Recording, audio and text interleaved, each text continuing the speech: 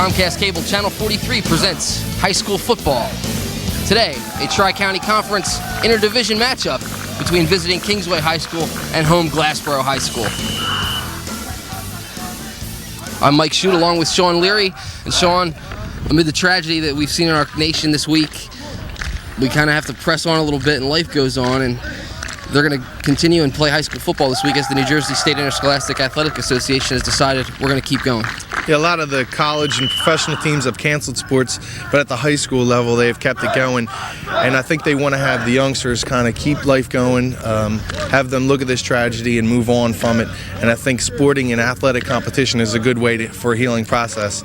Today we have a good game amid of everything that's going on this week. Let's just hope these two teams have a nice game and everything works out for not only these two teams in our area, but throughout the country. Two teams, Shawn, that come off outstanding seasons last year. Visiting Kingsway, of course, 8-3 overall, 7-1 in the Tri-County Conference Royal Division.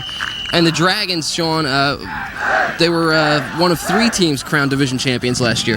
Yeah, the Dragons really had an outstanding year last year, going 8-3. There were some good teams in the Tri-County Conference last year. Kingsway Dragons are one of those teams, and they expect to be back in the mix again this year. If they're going to be doing that, they're going to be led by a new quarterback this year, Eric Fromm.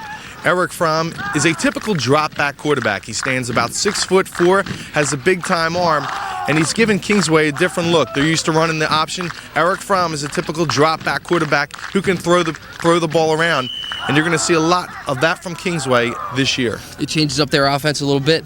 A big change for Glassboro High School too, Shawn, as they lose a two-time All-South Jersey quarterback in Sakeen Wright, who threw 27 touchdown passes in each of the last two seasons. So the Bulldogs with some adjustments to make after an incredible run over the last 2 years where they were 22-1, including 6-0 in the Tri-County Conference Classic Division last year, winning the division title. So what's it going to mean to them to have to make the new adjustment this year? Well, luckily they have a lot of good skilled position players around them. Sakeen Wright goes off to East Carolina, graduates last year. Everyone knows the storied career of Sakeen.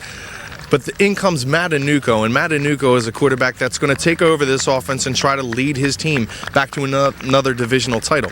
He has some of the skills of a quarterback for as far as passing the ball. He also likes to run the football. He's a mix. He's going to be able to run and throw.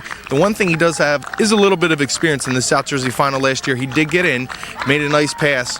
So Matt Anuko has some of that big-time game experience. He's been able to see Sakeen right from the sideline, study how he plays, and maybe that has helped him develop into a quarterback. They also expect big things from Matt Anuko, and I think he's going to do a nice job filling in. A big game in the Tri-County Conference. Two teams that are no strangers to one another. Kingsway fell to Glassboro last year. We'll see what happens today here at Marvin Slomsky Memorial Field on the campus of Glassboro High School. Back with the action right after this on Comcast Cable Channel 43.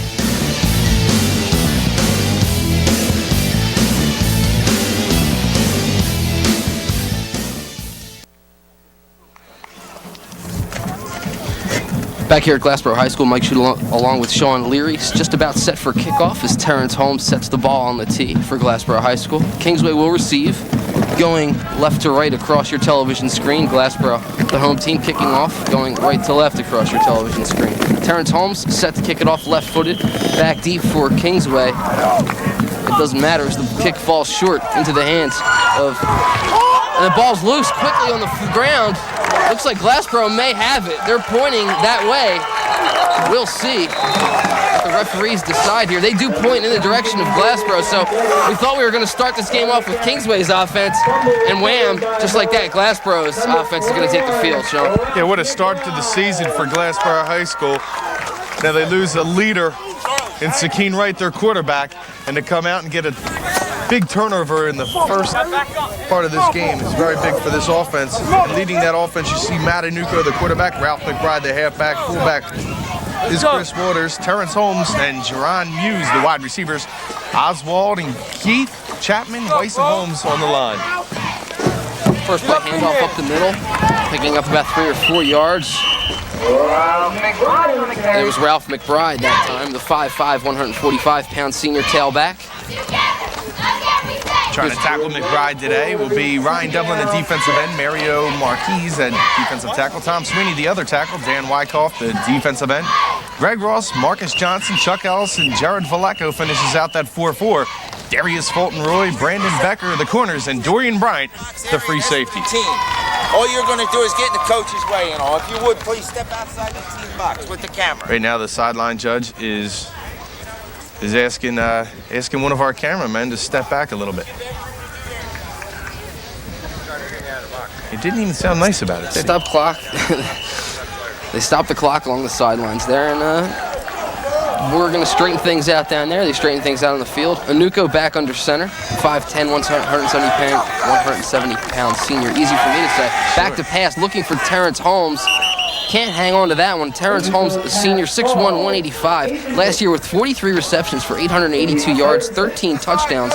And Holmes, with 60 receptions this year, can tie the all-time South Jersey record for career receptions. He's currently ranked 9th with 96 career receptions. Isaac Irby, the great receiver out of Holy Cross, now I believe at West Virginia, has the all-time South Jersey record with 156 catches. So Terrence Holmes, clearly a big-time weapon for the Bulldogs. Not bad company to be in. Third and long now for Glassboro, third and about 6. Anuko fakes a couple of handoffs, looking for Holmes. Now flipping across the middle towards the tight end. That's going to fall incomplete. Pass intended for Keith Oswald, wearing number 99, the 5'10", 185-pound senior. Couldn't hang on to that one. It'll be 4th down and 6. We'll see if Glassboro keeps the offense on the field here. That was too short to punt, Shawn, and too long probably to go for a field goal from this distance. It is. They're not going to be able to kick a field goal. The wind is blowing a little bit into their faces right now, so they would have to be kicking into the wind. And you're right. If you punt, you may push them back near the goal line. Right now, I think trying to give some confidence to their team, and especially their quarterback after the turnover, they'd like to make something happen and force Kingsway to get back onto the scoreboard. 4th and 6, ball on the Kingsway 30-yard line. Anuko back to pass yet again. 2 receivers split out to the right. Looking for Holmes. Just overthrew him as number 9. Couldn't turn on the Jets to make the play, but a pretty good throw. Just a little bit too much air behind it. Yeah, they went for it there. Nice pass by Anuko. Nice tight spiral. Looking for Holmes Don't even worry about it. to the right side of the end zone. Just a little over the outstretched arms of Holmes, but you want to see right away Glassboro's scheme this year. I think they're going to try and get Holmes involved with the offense and get him as many touches as possible. It brings Eric Fromm and the Kingsway offense onto the field here on 1st and 10 at their own 30. Fromm will have a different running back behind him than they hope to have this season. Tarif Hill out with a hernia, and he's going to be replaced by Dorian Bryant at halfback, 6'1", 165, wearing number 6. So look for him in his first start ever for Kingsway. Looks like there's going to be a false start on Kingsway. There's a laundry on the field. Here you see the rest of the starters for Kingsway on offense. Eric Fromm taking over for Shawn McMillan last year. Dorian Bryant filling in today for Tarif Hill. Dan Wyckoff moves from tight end to fullback. The wide receivers Larry Thomas, Jared Vallejo. Tight end Marcus Johnson. The linemen Ellis, Smith, Sweeney, Devlin, and Marquise make up a very big and powerful offensive line. Marquise, the big man, at 6'4", 275 pounds. There you see their leader over at Kingsway, Tony Barchuk. Barchuk with a career record of 121, 83, and 5 in his 23rd season as head coach. A nice squad returning as they have 9 lettermen returning on this Kingsway team. They lost some good ones, and we'll get into that a little bit later, but he's pretty happy and expects this team to be back on top near the Tri-County Conference Rural Division, contending for at least a title, if not more, going into the playoffs. Yeah, as you said, Coach Barchuk with 9 letter winners returning on the offensive side of the football, 10 on the defensive side, right. So certainly a lot of experience. Both teams, Glassboro with 23 seniors in all back, and on their defensive side of the ball, 6 letter winners returned for the Bulldogs. They're trying to straighten out the penalty out there. False start. Replay first down. As Shawn mentioned, a false start. That the call from our referee, Al Shute, down there with the microphone. Joining him, the umpire, Ron Pace, lineman, Dan Minix, back judge, Larry McKennick. Back judge, Brian Francis, the other judge, Larry McKennick, and the clock, running the clock today, Walt Robinson. So 1st and 15 now, the ball pushed back to the 25 of Kingsway. The handoff goes to Bryant, and Dorian Bryant gets nothing. Another flag in the play, and perhaps another false start. Shawn, that flag flew early on the far side of the field and at the line of scrimmage. Well, we'll have to see about the flag, but a nice job by Ralph McBride, the cornerback. He came on strong at the end of last year. They really liked what he was doing as they were getting ready for the playoffs. He ended up starting a lot for Glassboro. And As you see take the a look at rest that of Glassboro defense, Ed Keith at defensive end, Gary Holmes, Keith Oswald, and Jason Rowland going to try to clog up the middle. Shawn Baxter, who's in at defensive end. 2 returners, Raheem Gaines and Shamar Robinson at linebacker. Ralph McBride and Chris Waters are the cornerbacks, and Jason Muse and Terrence Holmes are your safeties. And the key to stopping that running game for the Kingsway running game for Glassboro are the 2 defensive tackles. Gary Holmes, senior, 5'11", 234, and Jason Rowland, 6'2", 286. Those 2 guys are going to be real huge today if they can slow down that Kingsway running game. Now, Kingsway, offensively, a lot of good speed out there is one thing that they've expected to see. Of course, without Tarif Hill in there, it's going to be a little bit of a change, but Coach Barchuk and Dorian Bryant come up big today. Dorian Bryant is actually probably one of the fastest kids you're going to find at high school ball. On the offense. Second down. He's been said to be clocked at 4.2 speed in the 40, which is really off the charts. This guy has tremendous speed. Tarif Hill, he's your power back. He mixes speed with his power. Benches about 380, and he had a hernia injury. It's going to keep him out for a couple of games, and we'll see if he's able to come back from that within a couple games. The coach expects him to. Now 2nd and 20, ball pushed back to the 20 after the 5-yard penalty against Kingsway. Kingsway so far, being backed up. Just underway here in the first quarter. 10 minutes exactly remain in the first quarter. No score between visiting Kingsway and Glassboro. Kingsway with the football. From nice sharp pass across the middle, just out of the reach though of number 32 Marcus Johnson, the tight end, 6'2", 225, a senior who played freshman ball. Didn't play for a couple years. He was playing basketball as well at Kingsway, so he's back and a big target for Eric Frum. He certainly is. He plays on the basketball team, as you said, and really one of the leaders on that team. They expect him to come over here and put a leadership role as a senior on this football team. They are having him play linebacker as well as tight end, and he should be able to mix in with this offense. He's going to be a nice target for Fromm, who stands 6'4", who can see over that offensive line pretty well. So the tight end should come over the play over the middle for Kingsway throughout the year. 3rd and 20. So far, neither quarterback's been able to complete a pass. So Kingsway will need one here on 3rd and 20, back at their own 20. Fromm back to pass. Good protection. Now the pocket collapses, loses the football. Fromm dives on it quickly. He and looks like Gary Holmes wrestled for it, but they're going to say Fromm recovered. And Kingsway will have to punt here on 4th and about 25, we're going to say, so far before they officially spot the football. It looked like Holmes may have jumped on that ball. They gave it to Fromm pretty quickly. And you weren't with us last week, but I did change my contact. Get off the field! It's actually 4th and 27 here with 9:15 left to go. You changed your contact, Shawn. I certainly did. Here's the punt. It's going to be a short one, falling at the 30, the original line of scrimmage, and rolling out to the 39. So Kingsway, actually Glassboro, I guess, really only lost 9 yards, in essence, from where they had the football to begin with after recovering that fumble. So Glassboro's defense with an outstanding job, but Kingsway also, Shawn, shooting themselves in the foot with penalties so far. Right, they have 2 fumbles, both of them. One they were able to recover themselves, one Glassboro recovered. Then they have the 2 penalties, really struggled so far, and that you can attribute to some jitters, especially with the quarterback coming in who does have some experience. Anytime you have a new quarterback, he's nervous. You have some new players on the offensive line who are nervous, and you're going to see that sometimes typically in the beginning of the season. Here's Anuko with his 2nd series so far as a Glassboro High School quarterback. 1st and 10 at the Kingsway 39.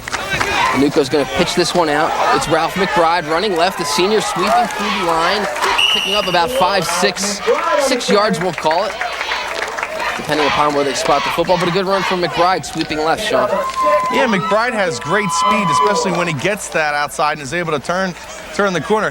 You know, Ralph McBride stands about 5'7", and they call him what, 5'5"? Yeah. Yeah, well, they call him 5'5". He isn't very tall, but he plays 100%. He plays like a big guy. He's not afraid to go in and mix it up, and that's what really has led him into a nice career so far in his junior, now his senior year.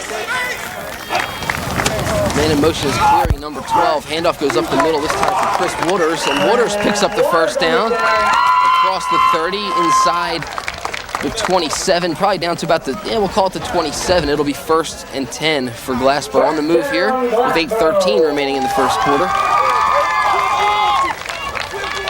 Good power up the middle there as Glassboro followed center Mike Weiss, 5'11", 250. senior Ed Keith, 5'11", 185 on his left, and on his right, Gary Holmes at 5'11", 234. The big guy's doing it so far.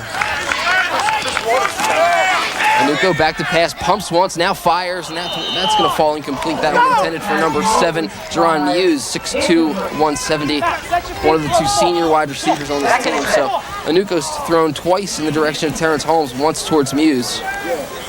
Yeah, he looks like he's kind of pulling the string a little bit. He overthrew Holmes for a touchdown pass in the first drive. There he threw it a little behind Muse, and he's just got to settle down, relax, try to get to the ball in his receiver's hands. Muse, they have 4 receivers that they bring out there, all of them with great athletic ability. They just needs to get it in their hands. 2nd and 10 for Glassboro. Leary moves in motion, number 12 for Glassboro. Handoff is going to be to McBride, running to the right, picking up about 5 or 6 yards. It'll bring up a 3rd down, 3rd and short for Glassboro. Nice job by the right side of that line for Glassboro, but a nice job also by Chris Waters, the fullback, who was able to get a nice kick-out block and spring McBride for about 5 yards. So far, McBride's doing a nice job running the ball. We have a Kingsway player who's injured on the field right now. We'll bring the couple trainers going to come on and check on the injury. Can't quite see the number from here. Looks like it might be Tom Sweeney, big number 52. He's a defensive tackle, plays both defensive tackle and the offensive side of the ball. Senior 6'1", 247. Perhaps a cramp is what's going on down there, just judging by the way they're looking at his lower leg. I know how he feels. I got a Charlie horse the other night that just woke me up out of bed. I was trying to walk on it, limping around. Things are awful. But let's get back to my contacts, because you probably don't know what I'm talking about, and probably half of our viewers don't know what I'm talking about. Last week we did the Clayton-Bordentown game, and I just totally messed up a couple of calls. I couldn't really see the field that well. I blamed it on my contacts. I got a nice set in there. Did you get a new prescription or just new? Just new. I think mine just, we're a little old, starting to wear down a little bit. I think now I got these new ones in. I'm seeing clear. So let's hope that my contacts are working for me, because last week they were a little sketchy. Nice Seems to be walking off all right, Sweeney. A little bit of help from, looks like the coach out there himself, Tony Barchuk, helping Tom Sweeney off the field. Sweeney, a senior, 6'1", 247, big guy, kid. Defensive tackle. They lost, this Kingsway defense. Tony Barchuk has really been concerned with it. They haven't played very well in their 2 scrimmages against Buena and Paulsboro. And they really lost the 2 linebackers, Lou Napoleon and Sly Van Moore, 2 really good ones. So that's really been an Achilles heel for them. Anuko pitches out to McBride. McBride sweeping left. It's going to be close to a 1st down, depending on where they spot it. We'll have to see. It's definitely going to be close. They may have to carry the chains all the way across the field to measure this one, because it's going to be tight. McBride again. I can't say enough good things about Chris Waters. Glassboro, Kevin Evans last year, Julian Worley the year before. Really, they shuffle in those really nice, nifty running backs that they have at halfback. But Chris Waters doesn't get enough attention at fullback. He's really an outstanding blocker. He can carry the ball once in a while. And there he again sprung McBride, who's running the ball nicely so far. He has 4 carries for about 20 yards. Long walk for the chain gang here, as they have to go from far sideline to near sideline to measure this one. It's going to be close. I hear the chains rattling even. Got it. About half the football. So 1st down for Glassboro. They'll spot it at the 16. So 1st and 10 at the 16. With 7:22 remaining here in the 1st quarter. No score between Glassboro High School and Kingsway High School here in a Tri-County Conference interdivision matchup. Of course, both teams can claim division championships last year. Glassboro in the Classic and Kingsway tri-champions of the Royal Division. Highly anticipated matchup in the beginning of the year in the Tri-County Conference. Anuko under center. Backs in the eye. Anuko throws this one towards Holmes. Lucky that one wasn't intercepted. Defending on the play, number 8, 6'2", 190, Darius Fauntleroy. a name not familiar to South Jersey high school football fans. His brother Gary Fauntleroy, of course, an outstanding running back at Kingsway High School. I believe the South Jersey record holder for career rushing yards or single-season rushing yards. One of the two. He's up there. I'll check my notes in a moment. But nonetheless, a lot of connections to records here today because you've got Terrence Holmes with possibly a chance to set a couple of records in South Jersey this year. Handoff goes to the fullback. This is Chris Wooders picking his way through the line, getting inside the 15 to about the 14.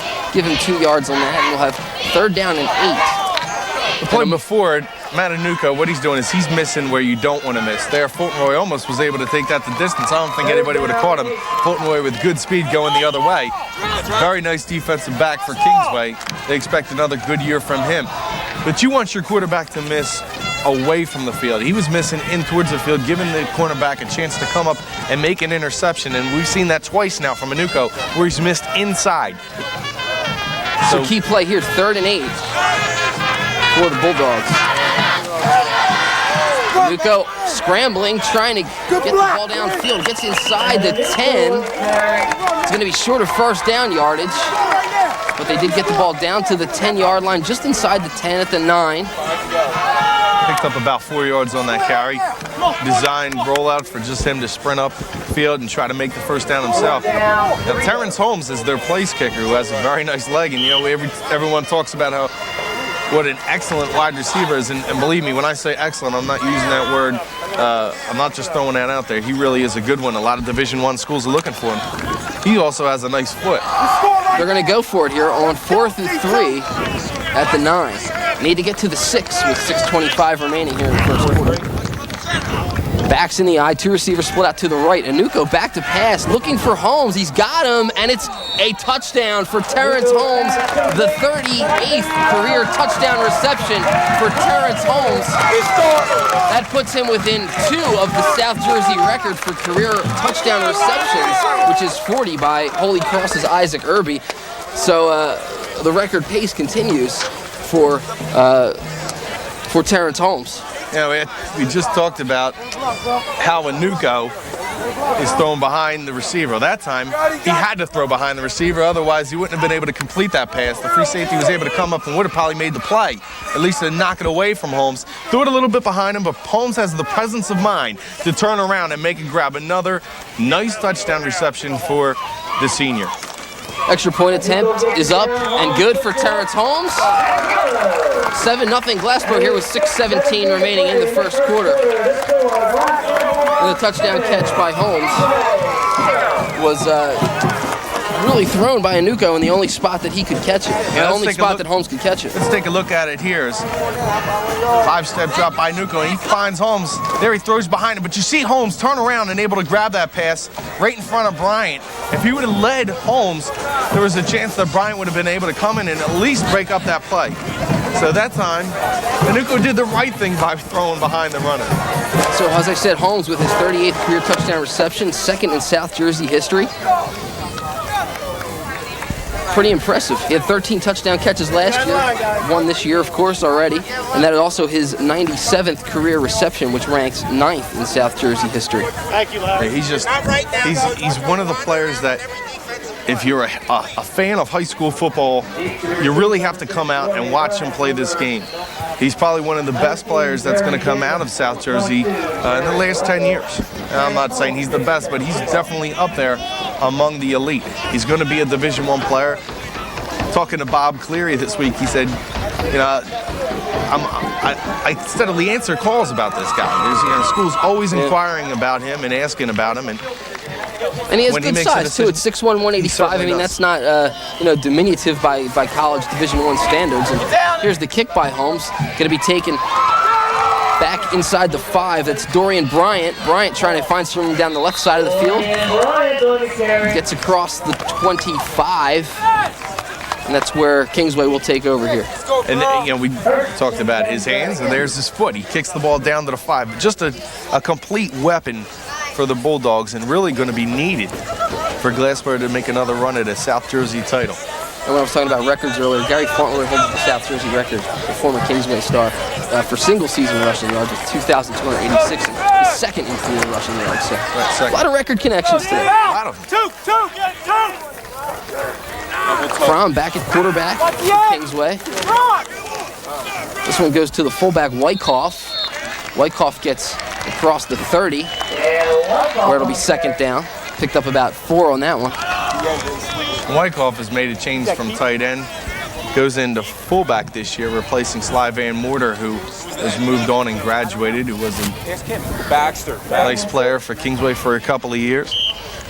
Now he gets a chance to run the football as opposed to trying to catch it and move upfield. Just a junior. 6 foot 225 is Dan Wyckoff. So a nice basketball player for the Dragons. Called 2nd and 6 here. 5:31 remaining, second quarter. And this is Wyckoff breaking through. Ball popped loose. Picked up by Holmes. Holmes has some room to run down the left side. Flag down on the play, though. Holmes still going. Look at that good running by Terrence Holmes as he brings the football back inside the 30-yard line. But again, a flag, 2 flags actually, back deep during the return. They might be bringing this back. There's a chance that there was a face mask on this play. Well, that's what I think, too. So it looked like Wyckoff, perhaps Holmes may have grabbed the face mask of Wyckoff. And what a mistake that would be for Glassboro, grabbing the face mask at that point in time. Actually, 3 flags on the field in various spots along the way. So Holmes, with those gold pants, left a trail of gold flags behind him as he returned the fumble. See what translates here. They're going to talk it over. They're going to need to. We got 3 flags, and I don't believe there's just one call on this play. And the first one is going to impact the other 2 probably, Shawn, because if that first one's face masking, that's going to nullify the fumble and probably just give Kingsway the football. It was a nice run by Wyckoff going straight up the middle. Glassboro really looking for the ball, trying to strip it. They were. They had the hands in there ripping at the football, Shawn. There's no question about that. And our officials today really have something to sort out here. And no replacement officials either, Shawn. These guys are the tried and true guys, not like what we're seeing in the pros right now. They're going to have to decipher what's happening here. I'm sure they're talking it over because there's 3 flags out there. There may be 3 different penalties we'll have to see. But again, Wyckoff doing a nice job of running. That's a second carry now at fullback. And he's got the experience of catching the ball and then running after it. And being a big kid, he's 225 pounds. So once he gets his body rumbling, it's hard to tackle him, especially if you're trying to grab around his waist. You really have to try and hit him low and knock him off bounds. Well, what do you say about this? Let's take a look We'll get an opportunity to look at the replay before our officials sort things out here. Just a quick hitter straight up the middle is Wyckoff. Just gets a nice open hole in the middle of that line.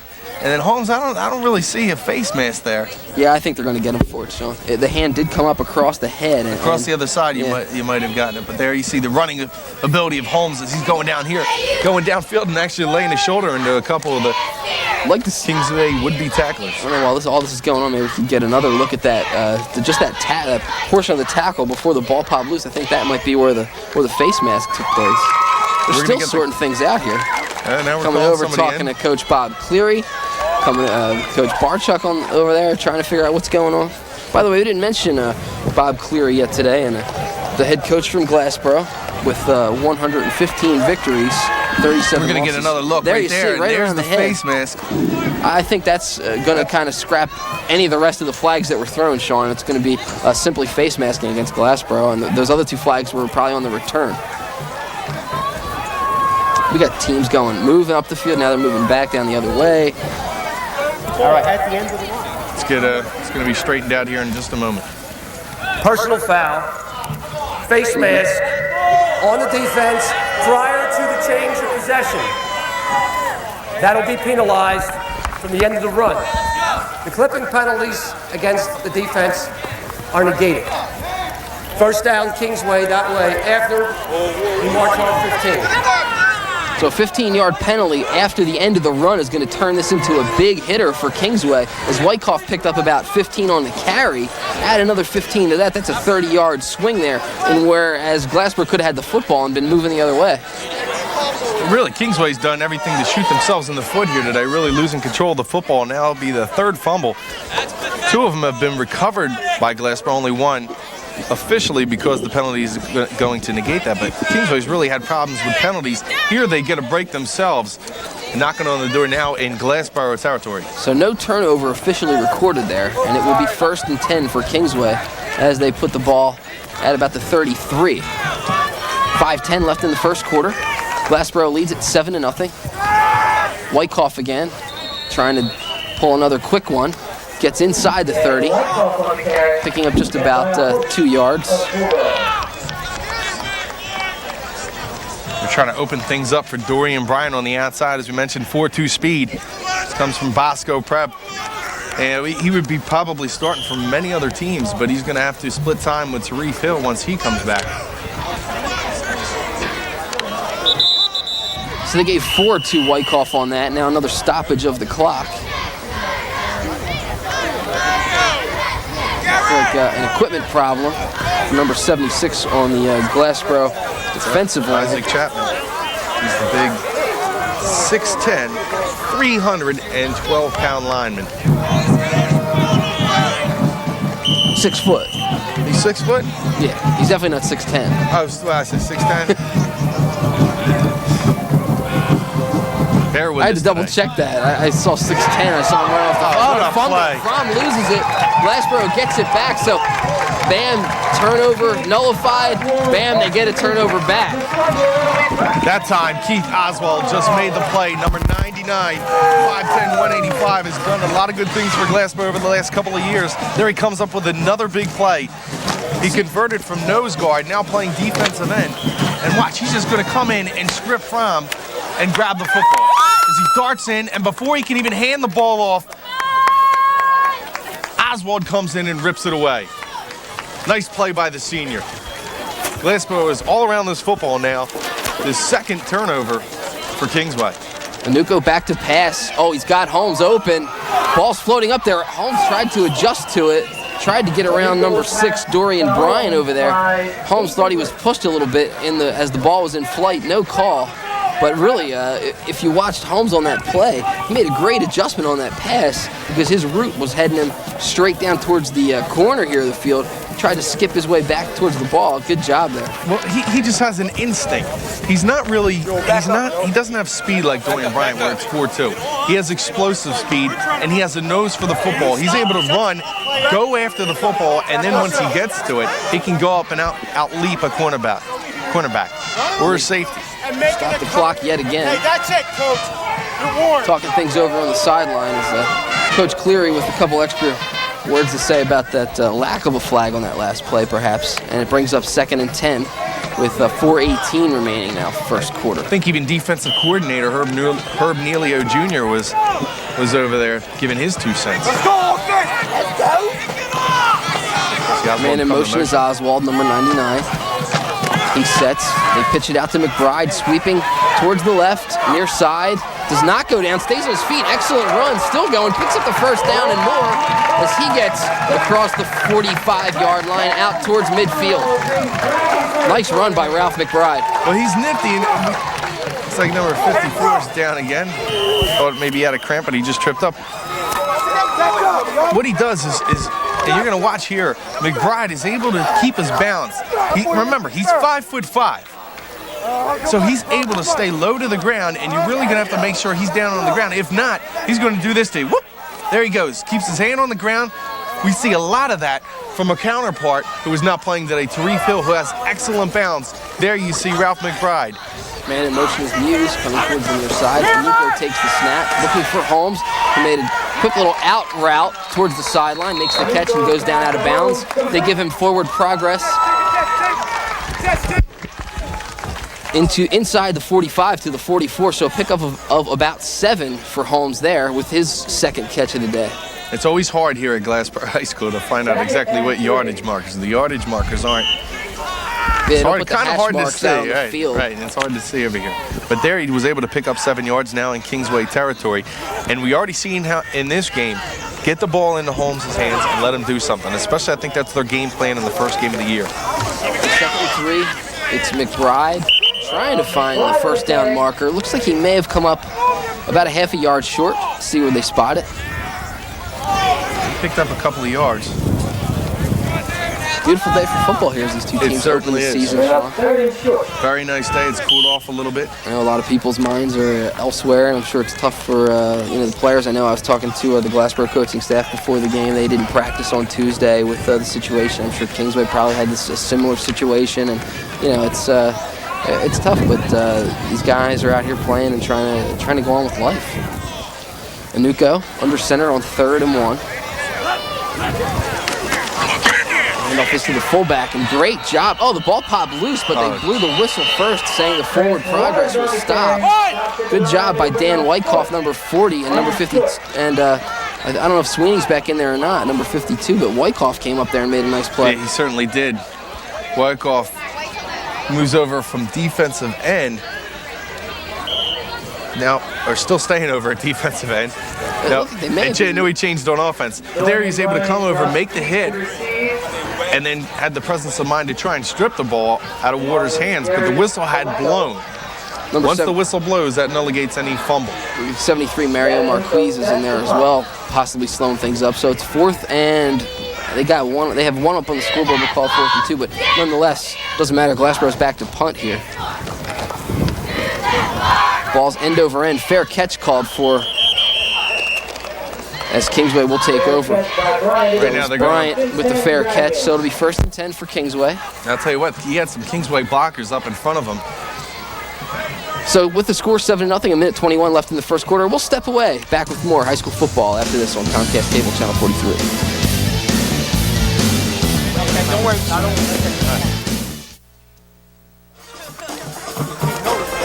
Back here at Glassboro High School, Mike Shute and Shawn Leary. Here's Dorian Bryant getting across the 20 out to about the 23. Call it the 22, where it will be 2nd and 10.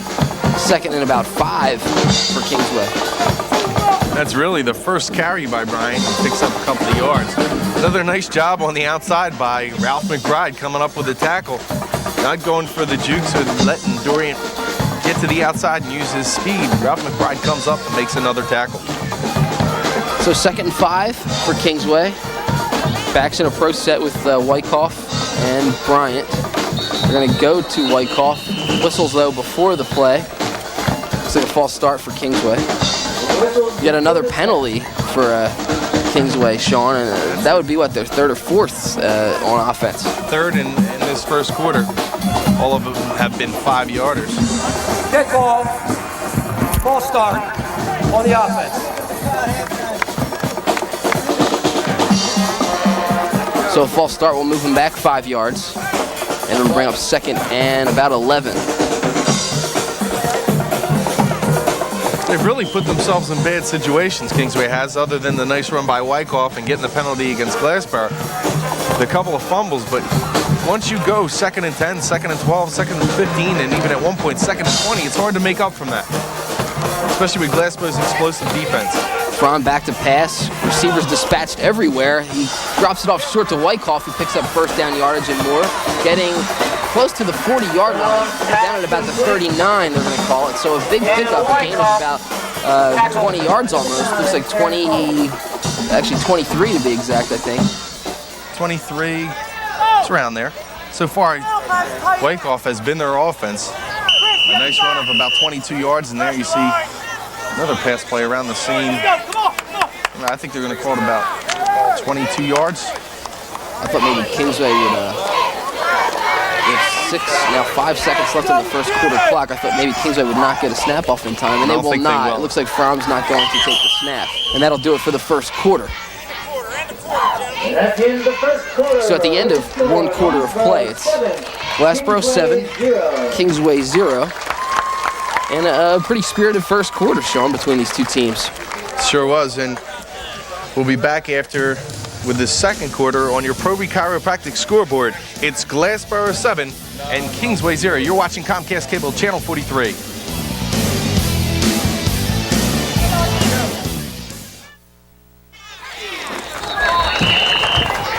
Back here at Glassboro High School, Mike Shute, Shawn, Leary, Dorian Bryant with the carry there on first and 10 for Kingsway. The real difference I think you've seen so far early in this game on both defensive sides of the ball is the play of the linebackers. Glassboro gets 2 of theirs back in Shamar Robinson and Raheem Gaines. Kingsway lost 2 of their inside linebackers in Sly Van Marter and Lou Napoleon, 2 good ones, and they've had to replace them. Of course, your defensive play, you're as good as your linemen and your linebackers. Throwing back to pass here on second and a long 9, called second and 10. Now he tucks it and runs, and that's one thing Coach Barchuk said you're not going to see too much from Eric Fromm, is him tucking it and running. He's more of a passer, and did pick up about 3 or 4 yards there, but it's going to be 3rd and long here for Kingsway. Something different that Kingsway you're going to see from Kingsway this year. You haven't had your typical drop-back type quarterback in a while, and it's really invigorated Tony Barchuk and his staff that they have that type of quarterback where they can drop back, run the or get into a passing style offense and do some different things. Especially as a coach, if you go through the motions and you see your running backs, they come through there, and you're just kind of retooling, putting one running back in for another one. You get kind of to the point where you're just doing the same things over and over again. This year, it's a little invigorating for Barchuk because he's able to come in here and try to set up a new offense, use some different things that he hasn't done in a while. And I think that's really helped him get ready for the season and give him a little bit of life coming into the season. Timeout on the field as Kingsway calls timeout to talk things over. Try and get on the same page, get things straightened out a little bit. Their offense has been a little bit sluggish so far, Shawn. Their biggest gain really came on that penalty play. So they trying to regroup here on what right now is a real key play, because 3rd down and long, you give the ball back to Glassboro and then anything can happen. And we've said that a lot so far today. Long is referring to the Kingsway offense, and that's something you don't want to hear much from announcers if you're a Kingsway fan. You don't want to hear long. They've been in 2nd and long, 3rd and long.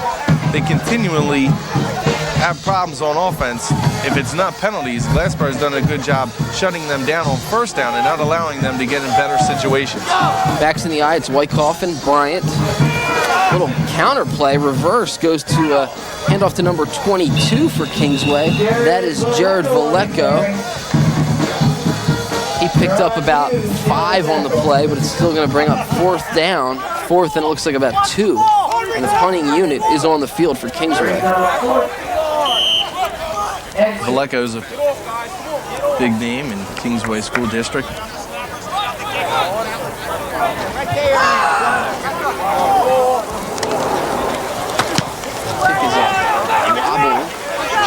going to hit the ground and head towards Holmes. Holmes takes it on a bounce, but can't get anywhere as he was surrounded. That ball had some pretty good hang time on it, Shawn, and gave the Kingsway defenders an opportunity to get down on the field and make the play. Yeah, nice high wobbly kick, and that's. And sometimes I talked about this last week in the Clayton game. Sometimes you want to punt, it's kind of wobbly and hard to handle.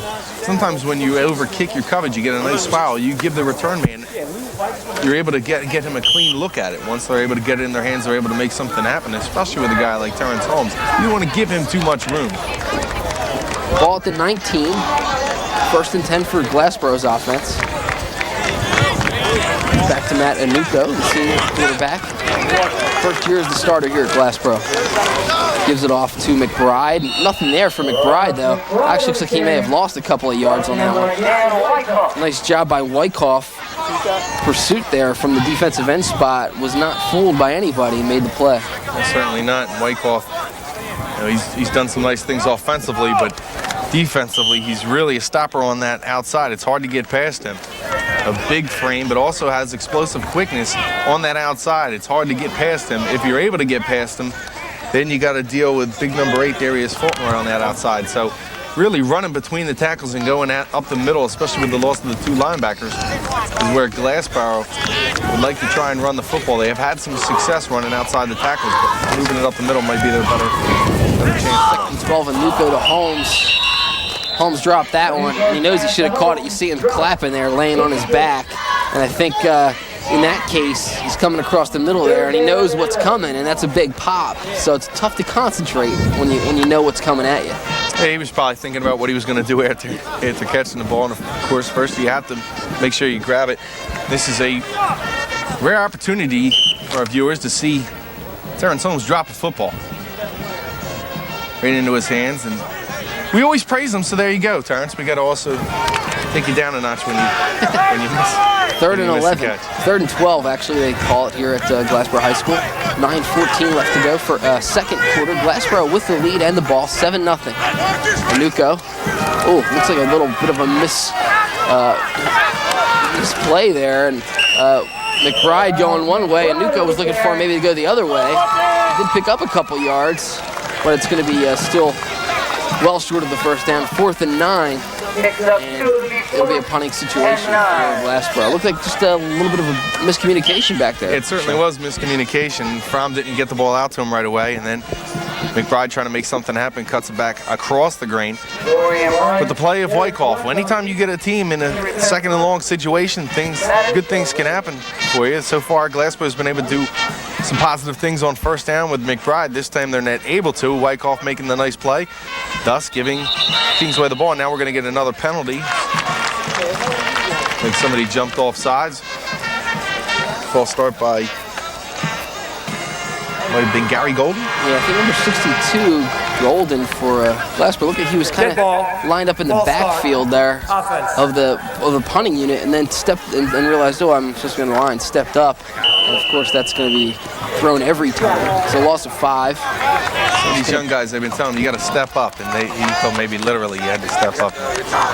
That's going to push the punter Met and go back inside the 5. Punt almost blocked. He got it away, but into the hands of Bryant. Bryant gets around the outside. A lot of room over there. Just one more man to beat. He's gone. Touchdown on the punt return by Dorian Bryant. And you talked about his speed, Shawn, and that was big-time speed there as he came around the outside along that far sideline and picked his way through for the touchdown. Yeah, it's going to be a 43-yard punt return. And there wasn't anybody on the outside for Glassboro. Dorian Bryant only had one man beat on that outside. He used his speed to get there, and then once he's in the open field, there's nobody that's going to be able to catch him. Coming in for the extra point attempt. That's going to be a 43-yard touchdown. Now a chance to tie the game is... It's going to be Tom Gallo who's going to step up and kick, and now Kingsway calls a timeout. Kingsway calls timeout. There's second. Tom Gallo. Tom Gallo is a sophomore, listed as a tight end and offensive linebacker, 6 foot 175. Comes in to do the kicking duties. The holder's number 19, Jeremy Jacobs, a junior. Coach Barchuk calling timeout, steps out onto the field. But Shawn, that kind of play there, the way the day's been going for Kingsway, kind of couldn't get anything going on offense. That's a play that's going to really spark him a little bit, I think. Yeah, very uplifting. Very uplifting for Kingsway. They've made a lot of mistakes so far in this first half. A couple of fumbles, many penalties so far today. They haven't been able to get on track. But that, you're right, that's a play that really could get them going. Dorian Bryant coming over his first year as a Dragon, making a play over there. He's going to get that sideline on the opposite end. Really pumped up now and believing, like, all right, this is the start of the season. We finally realize we're into it. Everyone got a chance to look at my shiny shirt today. My wife always dresses me. Oh, really? I wanted to get a USA tie, but unable to match that stuff up. I don't really see it my outside. So here's the extra point attempt. No. Once again, it's Gallo to do the kicking. Oh, the snap pops loose. Glassboro all over it quickly.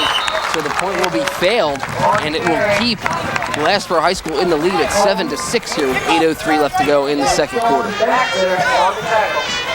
That's going to do it. So we'll take a quick break here with 8:03 left to go in the second quarter. It's Glassboro 7, Kingsway 6 on your Pro B Chiropractic scoreboard. Woo!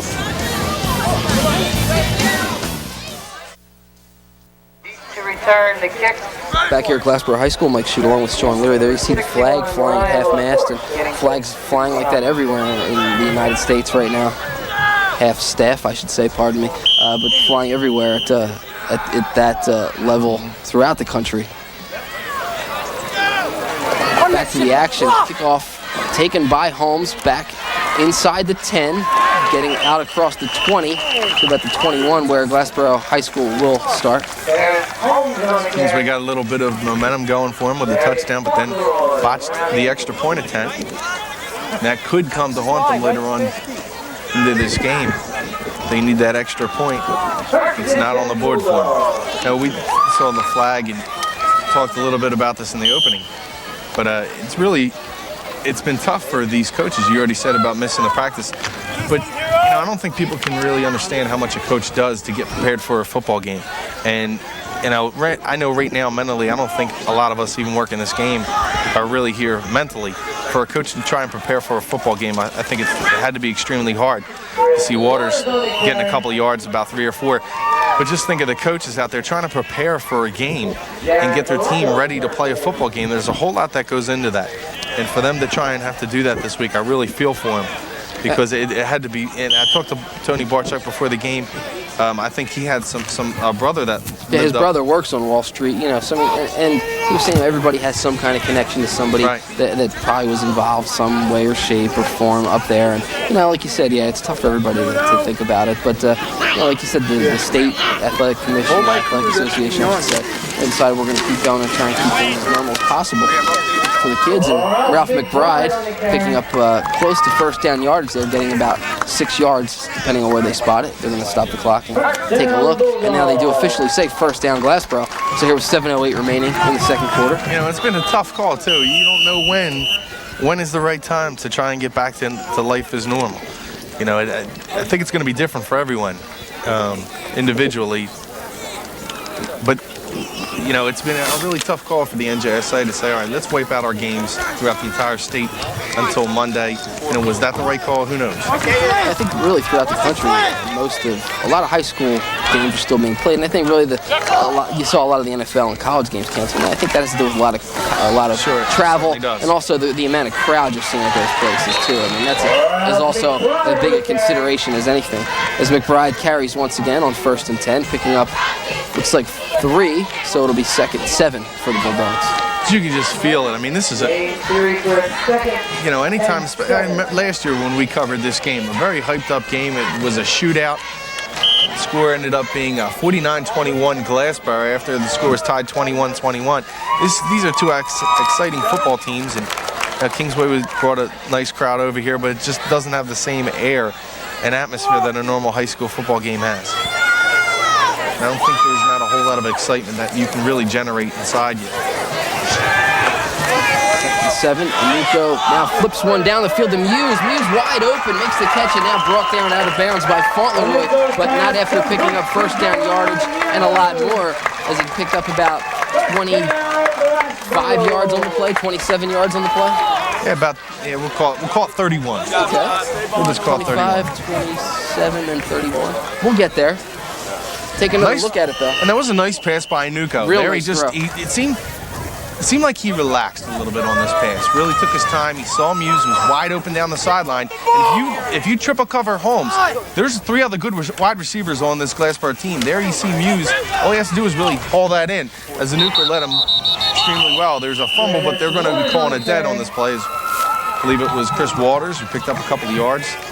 I think the real key there was on that pass play, Shawn. If the receiver Muse got into space there against it looked like a zone maybe. He kind of got into that open space, and Nuko just dropped it right into that space. Yeah, he got in between the safety and the corner. Nuko doing a nice job of recognizing that. So 2nd and 7 after Waters picks up 3. Glassboro also has Jamie Cleary, the son of Bob, who has good quickness. And Brian Thompson, a senior who plays basketball and track, another wide receiver they bring off the bench. 2nd and 7 ball at the 2 yard line. Nuko back to pass again. Muse, quick out pattern, makes the catch. Forward progress is going to put him down inside the 30 to about the 27. And we'll have 3rd and about 3, 3rd maybe 4 for Glassboro here. See, they know that other wide receiver, Terrence Holmes, dropped the ball, so they're trying to get the ball into Muse's hands now. Trying to get away from Holmes.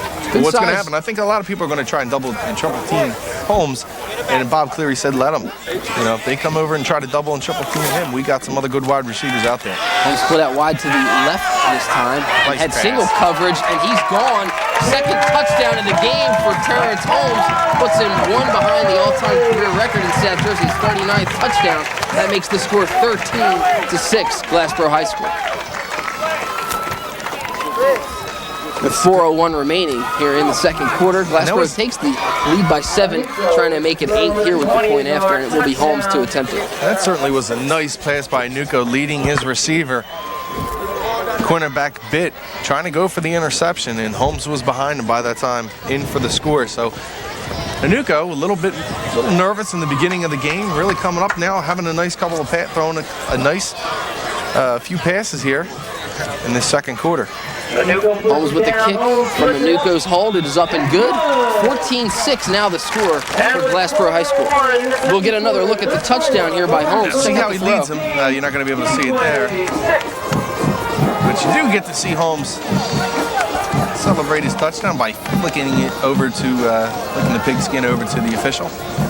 And at his 39th career touchdown reception, just puts him one behind the all-time South Jersey record of 40 by Isaac Irby. So an impressive day so far for Terrence Holmes and his Glassboro Bulldogs, leading at 14-6. You know, the big I guess concern for Glassboro coming into the season, Shawn, was, you know, hey, new quarterback. How quickly can we gel? This is just the first game of the season, but after what was maybe a rough first drive, things look good. Well, they did what I think a lot of people expect, is get the ball into their big play receiver's hands, and he'll make things happen. And so far, a couple of touchdowns for him. But I think impressively, the running game has done well for the Bulldogs so far in this game. Ralph McBride and Chris Waters doing a nice job in their early going, running the football and setting up the pass. You really need to be able to run the football if you want to try and open things up over the middle and on the outside for your receivers. Matanuco, after talked about a little bit, opening jitters, misfired on his first 5 passing attempts. He comes through and has a couple of touchdown passes, another nice pass to Jerron Muse, getting him involved with the offense. And Glassboro's offense, although they probably won't match the numbers they put up in the last couple of years, they expect some good things from them again this year. Terrence Holmes back to kick, back deep. Dorian Bryant, who has already returned a punt for a touchdown for Kingsway. See if he even gets an opportunity to touch the ball, as he does not. Oh, and the return man slipped there at the 25-yard line. He had some more room to go, but could not do so. We're going to step away, and on your Proby Chiropractic scoreboard, it's Glassboro 14, Kingsway 6 here on Comcast Channel 43. Back with more after this. Back here at Glassboro High School, Mike Shute along with Shawn Leary, and brings up 2nd and 16 for Kingsway, as Fromm on a keeper on the first play from scrimmage of the series was brought down for a loss of about 6. Man in motion is Vallejo. Fromm back to pass, quick drop, and now under heavy pressure, brought down. They tried to wrestle the ball away from him, but they're going to say his forward progress was stopped, and it will bring up 3rd and about 18 now, but a flag on the play also as the players on pile over there on the far side of midfield. We'll have to wait for the flag, but Fromm not really able to get his passing game going, was able to dump something off to Frank Wyckoff so far for his first and only pass completion of the 2001 season. You're going to get a personal foul. I think it was a personal foul. Tell Isaac to go to nose. Keep. It was a big penalty against Glassboro. Had a couple big ones. Let's get the call. Personal foul. Defense. Replay 2nd down. Personal foul is going to move the ball up 15 yards, and they'll replay 2nd down, so it'll be 2nd and 6 now for Kingsway. And perhaps the personal foul came as they were wrestling over there, trying to strip the ball loose. It could be, and right now Bob Cleary has got a hold of Keith Oswald and saying, "Son, what are you doing? We just had a nice play, able to stop Fromm. It'll be 3rd and very long, and now we got a 2nd and short situation." Not short, but 2nd and 6. A lot shorter than what they would have been in. Fromm back to pass. Conley steps back, hits Dorian Bryant out of the backfield, gets 1st down yards and goes out of bounds. Almost at midfield, actually just about the 40-yard line, but picking up 1st down yardage and a little bit more. Nice play.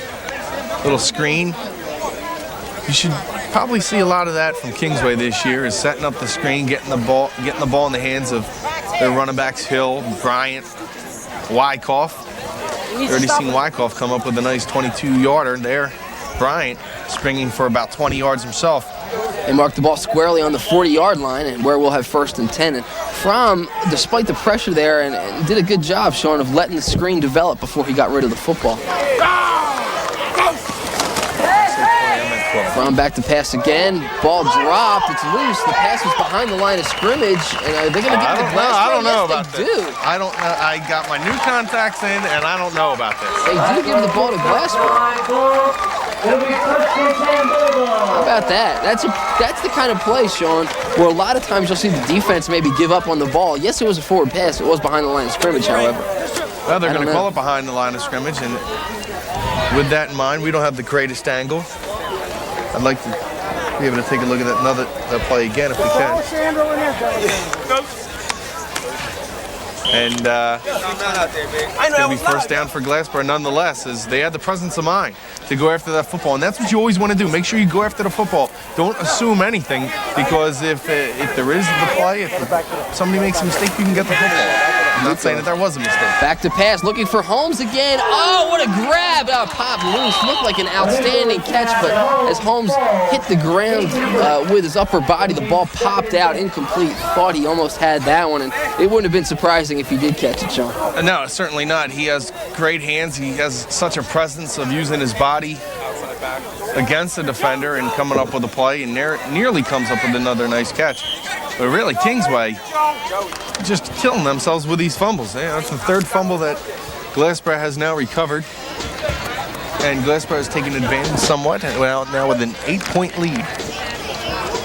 And the real key to that play is that Glassboro's defenders didn't stop until the whistle was blown. That's right. You hear coaches say that a lot. Don't stop till you hear the whistle. Don't stop until you hear the whistle. In that case, it was a great example of that. Nico back to pass again over the middle. Incomplete, looking for Jamie Cleary. That's going to fall incomplete, though.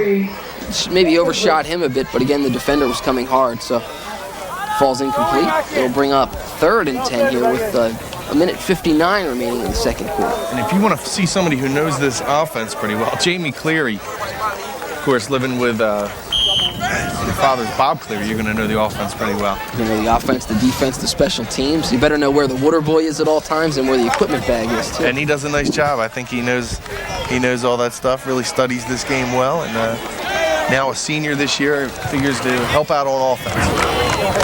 Holmes split out on the near side. Running a little screen play, runs towards the quarterback. Holmes catches it, goes from near side to far side, still going, gets away. Flag down. Touchdown, but a flag is down, perhaps an illegal block. If the play stands, which I don't think it will, that would tie Holmes for the career record in South Jersey for total touchdowns. But I don't think the play is going to stand. No, they're going to bring this back. I think you're going to have a block in the back. They're going to call possibly a clip. Just an electrifying play, though, by Terrence Holmes. He just makes things happen. And the offensive line did a nice job of getting out in front of him. And he really had about 4 or 5 blockers. 3rd down. To get in the way of the defenders who are trying to grab a hold of Mr. Holmes and bringing this back. So what would have been his 3rd touchdown? Personal foul. Clipping on the offense. We'll bring that back from the spot of the foul, 15 yards from the spot. So it'll be 3rd and about 15 for Glassboro here. And that's a little play that they ran that Notre Dame made famous called the rocket screen. And Glassboro State College back when they were Glassboro State College used that play. Now of course, Rowan University just across the street from here. Anuko looking for, I don't know, he threw it over the head of Holmes and a little bit short towards Juron Muse, so could have been intended for either one of those guys, but it falls incomplete and brings up 4th and 15. Well, instead of a touchdown and another score on the board, Glassboro is going to have to punt the football. So Kingsway, look at what they've done so far in this first half, just completely making mistakes on the offensive side of the ball. Penalties, 3 fumbles, although they've had 5 fumbles in the game. 3 Glassboro recoveries. Still look at the scoreboard and find them down by only 1 score and a 2-point conversion. They got to be pretty pleased for what their defense has been able to do so far of holding Glassboro at toe and not giving up too many points. Anuko on to punt, Vallejo on the near side, and Bryant on the far side. Nuko wisely punts it towards Vallejo based upon what he saw Bryant do last time. And Vallejo trying to get along the outside here. Gets by a couple tacklers along the sideline, finally brought down at about the 25-yard line. Vallejo doesn't have tremendous speed, but he's a nifty runner. As you've seen him on a couple of runs so far. What he does is he's got some size, but he also likes to slash a little bit. And a strong kid underneath with his legs, it's hard to tackle him without hitting him low. If you try to grab him around the waist, he's going to be able to break through. Glassboro calls timeout to talk things over and straighten out what they want to do defensively here, Shawn, with just 1:26 left in the second quarter. They don't want to make any mistakes. Keep the and obviously keep the offense in front of them. Don't let anybody get behind you here. Yeah, certainly not. You don't want to let anybody get behind you, and although they'd have to look at the score, but if they went in tied or only 2 points up, they'd have to roll 1 point up. They'd be very disappointed because they have certainly got the break so far early in this game. And they have the speed on the other side with Dorian Bryant and a couple other guys who can make things happen. And they lost some of their skilled position players, and they're missing their big play man, Tarif Hill, but they still have a lot of weapons on the visiting side today. So the season opener for both teams, we're just about halfway complete here. 1:26 left in the second quarter in this Tri-County Conference interdivision game. And a good ball game so far. Glassboro leads it 14-6. Two teams that are perennially, I should say annually, atop the standings, Shawn, in the Tri-County Conference. They expect both of these teams to be again near the top. Of course, Delsea will be a team to beat in the Royal. Glassboro strongly believes they can contend again with Gloucester and a couple other teams. Salem had a nice, impressive win in their opening game to contend for the Classic title. Handoff goes to Bryant, who goes out of bounds after getting out across the 35, close to first down yardage. He may even have the first down at about the 40-yard line. And yes, they've already moved the chains, but I don't know if he really had first down yardage, to be honest with you. But they moved the chains anyway, and they call it 1st and 10.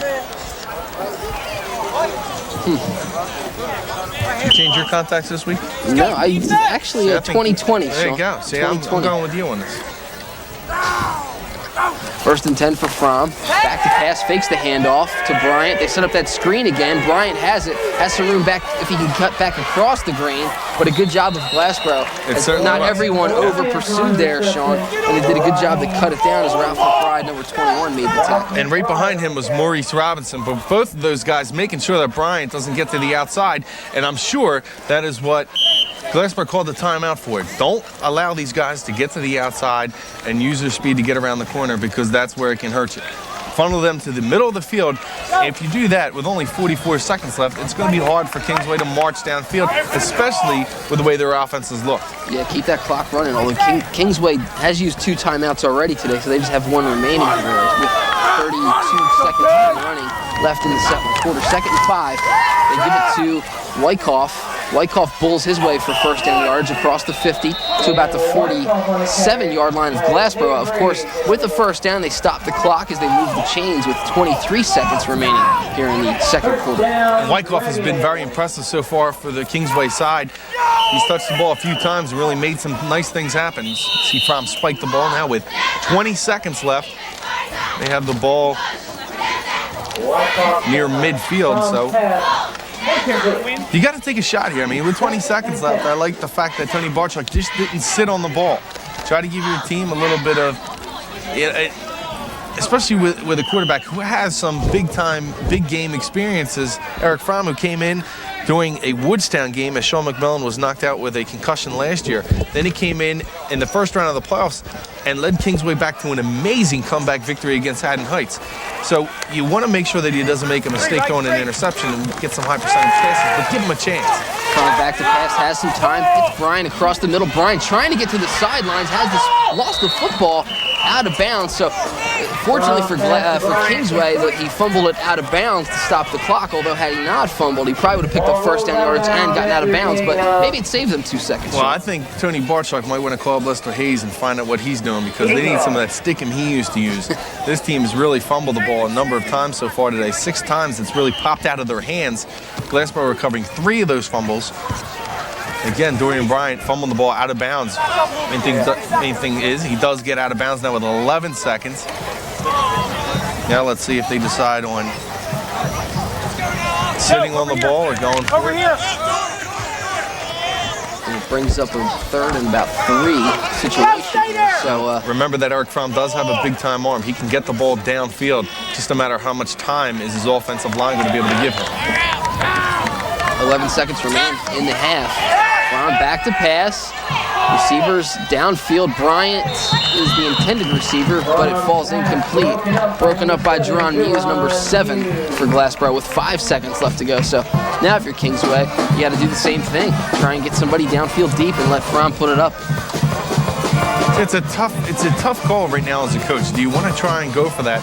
Glassboro has those players that have the ability to take it the distance if they do get the interception, kind of like a punt return. So if you throw the ball up here and it gets picked off, they have the ability to immediately return it for a touchdown. Yeah, when you're starting cornerbacks, Jerron Muse and Terrence Holmes, you've got big play you guys. You at least have to think about it. I don't know if you go for it. They're going to call a timeout here and discuss this maybe. But at least you have to think about that. Mm-hmm. That is their last timeout for Kingsway, so they use it here with 5 seconds left to go. Talk it over on 4th and 2. Obviously, with this distance, you don't think about a field goal. I mean, that's pretty much out of the question for a high school kicker. It would be about a 57-yarder. So that's pretty much out of the question. And you might as well go for the go for the touchdown, or just kneel on it. You don't want to punt. And you don't want to give it back to Glassboro. So you either if you kneel on it, though, you give the ball back to Glassboro. In my opinion, and what I would do here is, you have a guy who can throw the ball. I mean, Eric Fromm has the arm strength to get it downfield. And I think you give him a shot. If you have a guy who's not used to throwing the ball that far, don't even think about it. You just sit down. You thank your blessings that you're only down by 8 at this point in time with what's going on so far in the first half. But Eric Fromm does have the arm, and he has a couple of guys who can go up and get it as well. Especially Dorian Bryant with 4.2 speed. He can get down there and hurry. Yeah. And Bryant is split up to Fromm's left in the slot on the near side. Fromm's back to pass. Being a little pressured a little bit, they put it up towards Bryant. He's pushed. The ball's picked off, but he was pushed, and he got flags. And as most football fans know, the half or any quarter cannot end on a defensive penalty. That's right. So it's going to give Kingsway another shot here. They're going to pick up 15 yards if indeed it is a pass interference on the defense.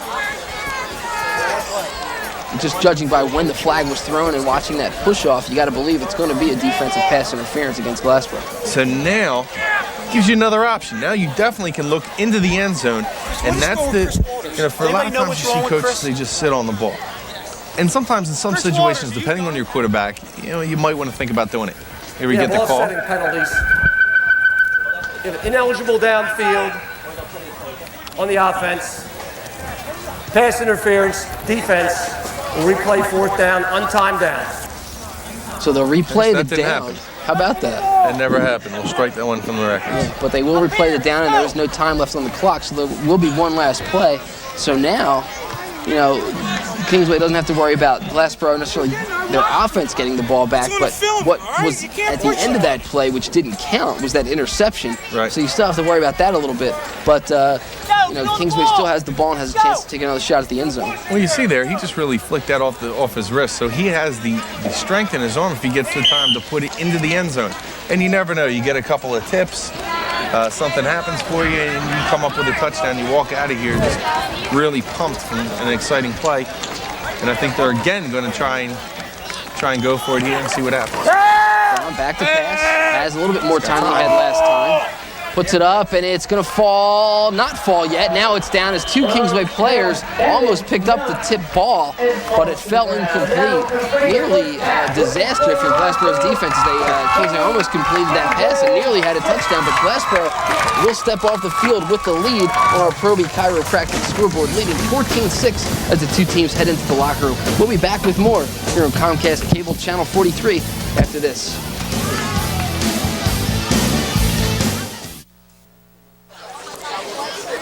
Back here at Glassboro High School, Mike Shute and Shawn Leary ready for second half action. Glassboro High School leads at 14-6. They will be kicking off to Kingsway.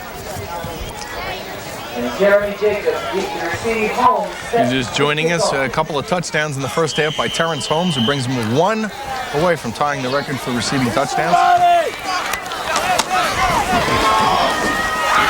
Jeremy Jacobs on the return. Jeremy Jacobs on the return, brought down by number 20. Pick up about 10 yards. So Kingsway's offense will return to the field, Shawn. They've had some problems shooting themselves in the foot on turnovers in the first half. And, they're still in this game at 14-6, despite all the problems they had in the first half with keeping hold of the football. Yeah, they had 3 turnovers, 3 fumbles. They actually fumbled the ball 6 times, only 3 recoveries by Glassboro that were official. So Kingsway really had a problem. The one bright note for them is Dan Wyckoff had a nice job coming out of the backfield with a couple of nice runs and a couple of catches. And that man right there, Dorian Bryan, who had a 43-yard punt return for a touchdown, is the lone scorer for the Dragons. He picks up 4 yards there to bring up 2nd and 6 for the Dragons. He trailed by 8, 14-6 is the score. Of course, as Shawn mentioned, Terrence Holmes, the 2 touchdowns for Glassboro, as well as both extra points. So he's done all the scoring today for the Bulldogs in the first half.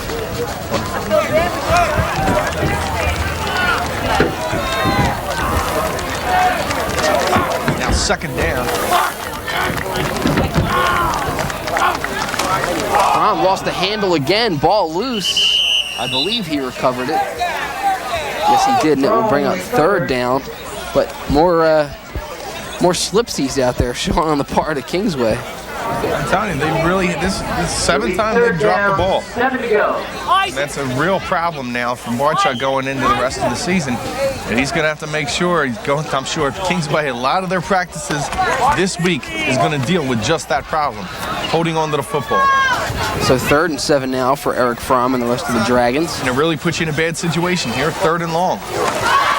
Back to pass complete. Oh, and breaking free from the pack is number 1, Larry Thomas. The junior is gone as he just bounced off one tackler and then took off for the touchdown. That's going to be about a, 68-yard touchdown, 67-yard touchdown reception for Larry Thomas. And what looked like to be a simple little short play that was just going to kind of get them some room and force them maybe to punt turns into a big gainer and a big hitting touchdown that's going to pull Kingsway to within, 2 at the moment, and it could pull them even or to within 1, depending on if they go for 1 or 2 here. It looks like they're going to go for 2 as Fromm is out there. I'm sure they'll go for 2 here, try to tie this game up. But there you see, just the mistakes have eaten up Kingsway on offense, but just one play can get you right back into the game. And now they can go for 2 and tie this game up despite the 3 fumbles in the first half. 2 receivers split out to the far side for Fromm, who has the back split in the backfield. Fromm rolling to the right, now cuts back to the left, but nothing doing as things were stopped up in the middle. Looked like number 52 there for Glassboro on the hit. That's Gary Holmes. And you're going to see here Fromm with just a quick step. Thomas get it, and lazy tackling in the secondary for Glassboro springs Thomas as he was able to catch the ball and then just hit up top. Not really trying to go low and try and tackle him. He was just really nudged into his upper body and kept going. Nobody around him for the touchdown. Thomas got into that traffic there and just, as you said, there were only two players for him to contend with, bounced off one, and at that point there was no chance for the other tackler to get him because he was gone. He was heading one way, the tackler was coming up to try and finish off the hit, and there was no chance. And that's just contributed. And going to look back at the tape, heard Neely is going to say, it's just laziness. That's just laziness because you're trying to hit them up top instead of going low and making the tackle and wrapping up. You're really just trying to break the play up and break the football out of the receiver's hands, and you can't do that. Big play, though, there on the conversion, Shawn, as Gary Holmes made the tackle from keeping Glassboro in the lead by the score 14-12, but surely some momentum now on the side of Kingsway coming out with a quick strike after the halftime break. So the 2 extra points big for Glassboro. It's now Terrence Holmes 14 and Kingsway 12. Holmes has been able to do it through the air and also with his foot. The 2 extra points have been huge so far, and Guess who? Holmes grabs it at the 12, has some room to this near side, trying to turn the corner. Good little cut back there. Finally brought down on a good ankle tackle. And it was number 19, Jeremy Jacobs, who actually made the initial play by grabbing the ankle of Holmes. Then he was finished off by a couple of more Dragons. But it'll be 1st and 10 for Glassboro. Back inside their own 25 at about, looks like they're going to mark it at the 22-yard line for Glassboro. So 1st and 10 there for the Bulldogs. During halftime, I got a chance to talk to a couple of former Glassboro Bulldogs and doing well in college. Sakeen Wright, Kevin Evans, a couple of former players, along with Shawn, the defensive end specialist who last year's had to replace this year. Ralph McBride, and nothing for him. Brought down by Wyckoff, number 40. Not even lose a yard. Plays the left defensive end and made the play. Vallejo McBride also helped to finish him off there. McBride with 53 yards in the first half. A productive first half for him and his first career start at halfback for the Bulldogs. Also bumped into Shallot coach Josh Hedgeman at halftime, and so there's another good running back in this Classic division down at Pennsville, Ralph Fisher. He believes may be the top running back in the league, and we talked about Blankenship, and he said he might even be better than him because of the weapons that Blankenship has in front of him in the offensive line. 2nd and 11, McBride picks up about 4 as he gets across the 25 to the 26. And it'll bring up 3rd down and about 6 for the Bulldogs here. Tackle made by Marcus Johnson, the linebacker, coming up and making the hit, number 32 for Kingsway. I'm sure Matanuca will be back going to the air. Remember, he missed his first 5 pass completions in the first half, all of them incomplete, and settled down a little bit, was able to find Muse and Holmes, both of them now split out wide. Matanuca back to pass. Pass tipped, and Marcus Johnson picks it off. Has some room if he can get around the corner to the right. He does. He's going to be forced out of bounds, though, at the 25-yard line. So a 7-yard return on the interception by Marcus Johnson. Ball deflected at the line of scrimmage. The pass from Matanuca batted away, and Marcus Johnson in the right place at the right time there. Yeah, I was unable to see who really got a hand on it from the defensive line. Marcus Johnson right there to just corral it in, give his team the ball. So Kingsway so far doing a nice job here in the second half. They get the touchdown. Let's see if they're able to take advantage of the Glassboro mistake and make them pay. So Fromm brings the offense back out onto the field for the Dragons after the interception by Johnson. And now in excellent field position is Kingsway. Backs in the eye, Wyckoff and Bryant. Oh, another fumble. Ball loose. Once again, it was number 99 for Glassboro who got in there, Keith Oswald. He's been a real thorn in the side up the middle there. And Tom Sweeney and Eric Fromm are having tremendous problems just with the snap. And I don't know if as you remember, Sweeney left the game on the first series for Kingsway with that injury. So I wonder if that's been a problem for him with his leg, lower leg, maybe the calf cramp. I don't know if he's having a problem there, but he limps to the line of scrimmage every time. Yeah, you see him, he is limping from the line of scrimmage. And I don't know how that would affect your snap. You got to make sure you get up into the quarterback's hands. And of course, the quarterback has to make sure he comes up with the football. Sweep for Bryant coming along the near sideline. Picks up about 7, so we'll have a 3rd and short for Kingsway. And that's something we haven't said too much during the first half of this game, Shawn. Certainly not. And Dorian Bryant there, a nice run by him, picking up the 7 yards on the running play. Just a simple sweep, and he's able to get outside. But last part, you see the gang tackling by them is number 52. That's going to be Gary Holmes limping off. He's a guard. He got up a little slow, and of course, with them stopping the clock to check him out, you of course have to leave the field for one play when they stop the clock like that. So he's going to come off, but it looks like he'll be all right. McBride comes in. He's a guard on the offensive side of the ball, a tackle on the defensive side of the ball. Also a pitcher. It was a nice pitcher for the Glassboro baseball team last year. Established himself as one of the better pitchers in the Tri-County Classic. Of course, they expect nice things from him as well in the diamond. So 3rd and 3 for the Dragons here, I should say. Fromm gives it, and it looks like it was Bryant, and Bryant taken down immediately. Great job again by Keith Oswald.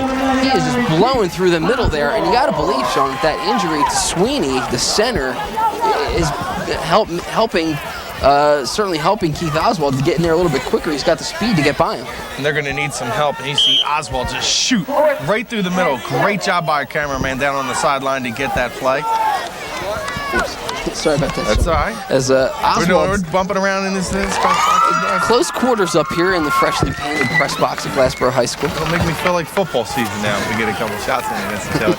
And that was a nice job by Oswald screaming through that defensive line, and he's one of the nice returning starters for this From back to team. pass, and here's Oswald again, who beat his man. From throws it up for grabs, and it's going to fall incomplete.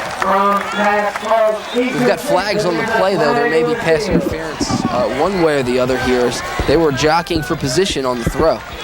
This might be a tough call against Drum Muse on that outside, number 7. And it's really tough to call a pass interference, I believe, when the ball's floating up like that. He might have really been holding down the intended receiver. Who knows? We got to check the call here. We'll hear what our referee, Al Shute, has to say. Defense. I believe they're going to get Jerron Muse on the holding call. And I don't know if they're calling that before. I don't know if they're calling that before or after. Holding. No. Holding. No. There we go. It's a holding call. Yeah, it's definitely holding. I guess they got defensive holding probably in that backfield, though, in the defensive backfield, Shawn. It's obviously not at the line of scrimmage. It's going to be on the pass play. Defense. Okay. So we're going to have a first down for Kingsway as they move the ball inside the 20, inside the 15 to the 13. Actually, make it the 12. Called first and 10 at the 12 for Kingsway. So another gift from Glassboro. And they were the recipients of a lot of gifts in the first half, and now the tables have turned here in the second half. This is Bryant skipping along the outside. Good pursuit by the Glassboro defense. Coming up to make the initial hit for the Bulldogs was number 23, Shawn Baxter. Shawn Baxter is one of those defensive ends replacing Rashawn Pruitt and Charles Harvey, 2 very nice defensive ends for Glassboro last year. Shawn Baxter was really the 3rd defensive end last year, so he had some time and some experience on that outside. And another one is Ed Keith, who's playing defensive end for this team. Not too big. Two big guys, I'll say, for Glassboro lining up at defensive end. Baxter's just 5'10 and 160. You got Keith 5'11 and 185. But they do have the speed, and you saw the speed there of Baxter, who was able to make that hit in pursuit. You like to see that from your defensive ends. I mean, Glassboro was very fortunate to have Harvey and Pruitt, 2 guys who had some size to them. You can still turn it upfield in a hurry. Give Dorian Bryant a yard on that play. We'll have 2nd and 9 for Kingsway. Now from the sidelines is one of Glassboro's linebackers, Shamar Robinson. Shamar Robinson, their starting linebacker, getting some work done. Time out on the field. Looks like the officials would like to perhaps move some of the fans that are lined up along the track there, along the far side. Try and move them away a little bit. There you see the Glassboro fans. Yeah, they're getting into it, talking a the little Glassboro faithful. They've seen a lot of good football here. Their team 22-1 over the last 2 years.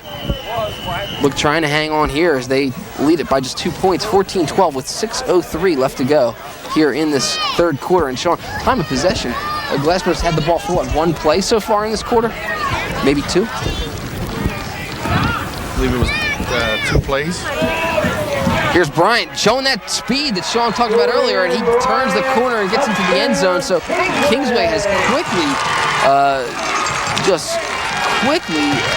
turn things around. Yeah, they turn certainly things have. around and put up some points in a hurry here in this 3rd quarter as they now lead at 18-14 with 5:45 on the sweeping run by Bryant. Well, Glassboro really didn't take advantage of the mistakes made by Kingsway in the first half, not at least the way they should have. And Kingsway now coming out in the second half, notoriously a team that's able to come back, as we've seen that already so far in our Comcast on our Comcast Productions in the last couple of years. And first game, Haddon Heights comes to mind in the playoffs. But they had a remarkable comeback. And Eric Fromm was the quarterback during that game, leading his team to a come from behind win. Here doing the same thing, making some mistakes early on, but Dorian Bryant turns the corner. They get a gift from Glassboro, and that gift really comes back to haunt them. Not only does Glassboro get the interception, give up the ball on the interception, but then they get a penalty on a holding call on a third down. Kingsway takes full advantage and now finds themselves in front.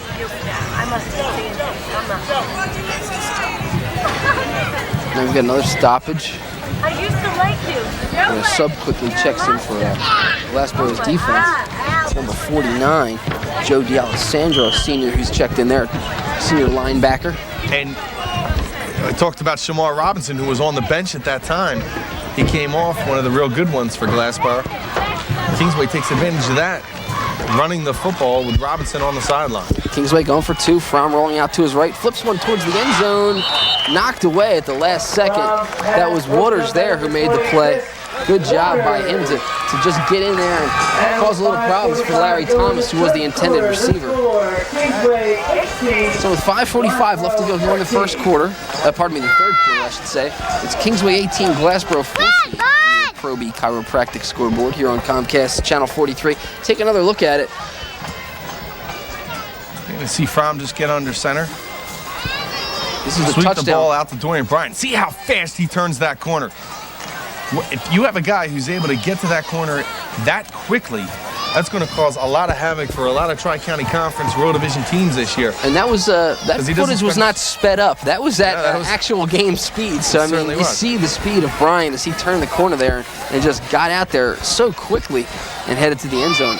Glassboro barely had a chance to even react to that, Shawn, it seemed. As if, that's what speed will do for you. He doesn't spend much time in the backfield, especially on a sweep play. A lot of times you see the sweep play, running backs will have to let their blockers get out in front of them so they could then turn it up field, especially if you got a couple linemen pulling. With Brian's speed, he can make a decision. If he sees an opening to the outside like he did on that play, he's able to just shoot instead of waiting for his blockers to get in front of him. So Glassboro, this is not familiar territory for the Bulldogs over the past couple years. Now trailing for a rare occasion by a score of 18-14, 5:45 left. Third quarter. Kingsway set to kick it off. Back deep are Holmes and Muse, numbers 9 and 7 respectively. Kick is going to be shanked and go out of bounds at the 35-yard line. Flag is on the ground. Of course, that is a penalty when the kickoff goes out of bounds. So last year, teams went into halftime 21-21. Glassboro then went on to score 4 touchdowns in the second half. Kingsway wasn't able to muster anything in the second half last year to open the season, for at least their schedule. Of course, at that time, Glassboro had played Hendrick Hudson the week before and got a big win going to Virginia. They needed to find a game last year. They were able to put that on their schedule. A big game that we had right here on Comcast. A little bit different this year. Kingsway said they wanted a little revenge, a little payback from last year. They come out in the second half, and so far have taken over the second half as their own. So first down, 1st and 10, ball spotted at the 36 of Glassboro. Man in motion is Muse. Anuko has the backs in the eye. Ooh, and a hard hit there as the ball carrier, McBride, taken down immediately. Looked like, was it Wyckoff again? I think it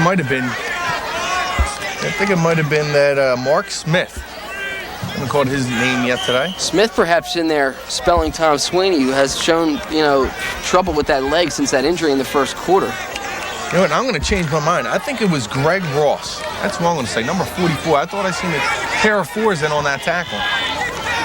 And Ross is in there at that spot that Sweeney vacated. Although Sweeney, as we said earlier, still playing at center field.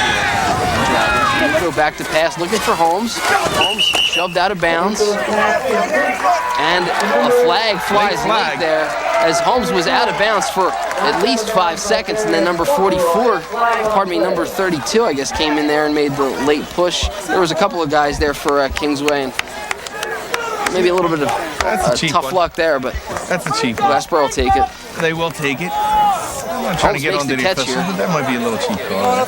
You see, there's the late. Yeah, he didn't come over and hit him. Late shove. That's a tough one to call. And that was 44 Greg Ross who came in there late, but nothing real harmful there. Yeah, what are you going to do?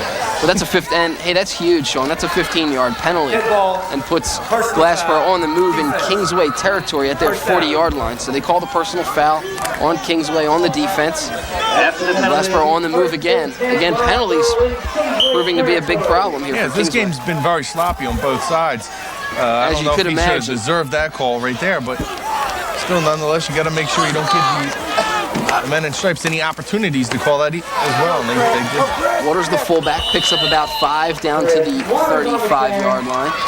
He had 17 yards on 5 carries in the first half, picking up some productive yardage. Waters, one of the team leaders. He's really been a mainstay here at fullback for this team. And when you watch the team warming up before the game, you saw Waters out there, a little bit of leadership, but no one's more boisterous than Terrence Holmes. I mean, he gets this team going. He's definitely the heart and soul. He certainly is. He knows his role this year. They're losing Sakine and his buddy Kevin Evans. Holmes is split out left and has single coverage out there. Anuko, though, pitches to McBride, sweeping along the near sideline. Ooh, hit hard, but does get a couple of yards. It'll be 3rd and about 3, we'll call it, for the Bulldogs here. Number 55, Chuck Ellis for Kingsway, comes up limping, and he's headed towards the sideline, favoring his right leg. Ellis is a name. I was talking to both coaches before the game, and Ellis is a name that was brought up. At the time, Gary Fauntleroy, the last time these two teams had played against each other before last season in a regular season game was when Gary Fauntleroy was a senior. 1994. Kingsway had the lead, got 4 points, and Gary Fauntleroy just trying to run the clock. We have a fumble. We'll get back to that story in just a minute. Bad exchange between Anuko and the center, Mike Weiss. And Anuko comes up with it. That will bring up a 4th down now for Glassboro. Getting back to that story real quick. Fauntleroy, they're trying to run the ball out with about a minute left. Charles Ellis comes up with a strip on Fauntleroy, goes in for the touchdown, and Glassboro won that game. Both guys, it was nice to see them. They were chuckling about that on the bench. Bob Cleary, I'm referring to, and Tony Barchuk. Oh, that's remembering right. that game. Yeah, they were talking about that. So it brings up 4th and about 6 now as they lost a yard on the fumble.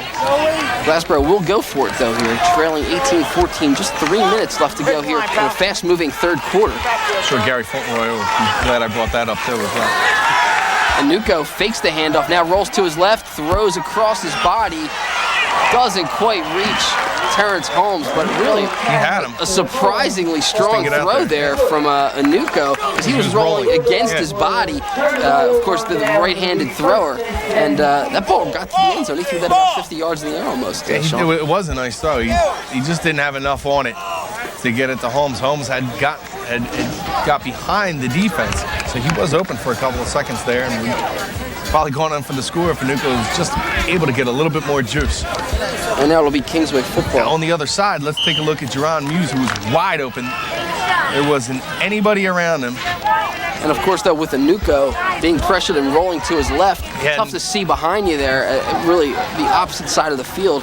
And had he been able to accurately throw that ball, he probably would have had a touchdown for Holmes. Because he had something in there. Well, that's the difference between Anuko and a guy we brought up a lot today, Sakine Wright. Sakine Wright was able to buy a little bit more time with his 220-pound frame back there at 6'3". He was able to see the entire field. So he used to kind of look for people who were wide open on the other side of the field and throw the ball up, and that's the reason why he went on to have such a great career at Glassboro and hoping to do the same for East Carolina. He said he's dressing for home games. He's redshirted, along with Kevin Evans redshirted over at Rowan. The difference in those two players, Kevin Evans may see some time at Rowan University with the play of the defensive backs. They're not too happy over at Rowan University. So Evans may see some time, and Mr. Wright will have to wait another year to get Jason Rowland and Shawn Baxter under the hit of Bryan on that last play had him lose 2 yards. So that's 2nd and 12, and it's Bryan again sweeping along the right side. Actually, Fauntleroy, I should say. Getting a carry. Darius Fauntleroy, the 6'2", 190-pound senior. We mentioned his brother's records earlier today. Of course, the all-time leader in single-season rushing yards in South Jersey history. and second in You career sure they're rushing brothers? I yards. think maybe they're cousins. Or Is it am I- brothers, cousins? I thought they were think they're brothers. perhaps. Good relation nonetheless. Yeah, no. We'll go there. I think I called them brothers at one point. Yeah, I think Found that's that they were cousins. Either we're gonna find a way to do it. It looks like Kingsway is taking a time out here. Oh no, injury is Keith Oswald. That's a sour sight for Glassboro fans as he comes limping off the field, and he's done a lot so far on the defensive side of the ball for the Bulldogs. A pleasant sight to see the senior, which of his caliber, come limping off the side. And we've seen a couple limpers here so far today. Tom Sweeney on the opposite side, big center and nose guard for Kingsway. Now Oswald, the nose guard, coming off the field for Glassboro. kind of favoring his right leg a little bit, but at least getting off the field on his own power. So perhaps you'll see him back in there shortly. The trainers will take a look at that, and the way they're attending to him looks like he might have cramped up because they're stretching out his right leg. So it brings up 3rd and 5 for Kingsway here with 1:30 remaining in the third quarter. And that change of pace there bringing Fauntleroy in with the speed. And now Fromm looking for Fauntleroy, Nice who pass. catches the pass along the near sideline. That is sandwiched, but not before picking up a first down inside the 40 to about the 37-yard line of Glassboro. It's about a 17-yard pass to Fauntleroy. So Fauntleroy getting involved in the offense. We talked about him on the defensive side of the ball. He's another weapon with good speed. And I expected to see a little bit of him as well with Tarif Hill on the sidelines. They used him a little bit in the backfield last year. And they wanted to see what they had in Bryant. And you have Fauntleroy, Bryant, and Tarif Hill in your backfield with those weapons. Kingsway is going to be a team to be reckoned with as the season goes along. And so it looks like Fromm's starting to get his touch a little bit down more as he struggled a little bit in the first half and now seems to be putting the ball where he wants to here in the second half as Wyckoff picks up about 4 yards on first down. I forgot to mention Dan Wyckoff. That's not a bad fullback to have in your backfield to complement those three running backs, especially Hill and Bryant. I think Fauntleroy gets some spot carries. They like to see him on the outside catching the ball along with Jared Vallejo and Larry Thomas. Yeah, that was the running play by Fauntleroy a couple plays ago. Now the reception, the first 2 times we saw him touch the ball offensively today. We'll have Of course, to a see. starter at defensive back. He's still in the backfield, so we'll have to see now if there's something wrong with Bryant on the sidelines. And he's in there at tailback right now as Fauntleroy. Have to get our sideline reporter on that as quick as possible. There's Fauntleroy speeding through the hole, now weaving his way down for first down yardage inside the 25-yard line to the 22. So a pickup there of about, what, 17 yards, I think. No, any day here. You gotta hold your 6 seconds left as they stop the clock to move the chains, but that will do it for the third quarter as Kingsway heads to the sidelines as time expires here in the third quarter, and the Dragons up by 4 with an impressive third quarter, Shawn, putting up 2 TDs, 12 quick points, and they take the 18-14 lead here in the third quarter on our Proby Chiropractic scoreboard. We will take a break. Be back with more here on Comcast Cable Channel 43, once again on the Proby Chiropractic scoreboard. It's Kingsway 18, Glassboro 14. Back with more after this.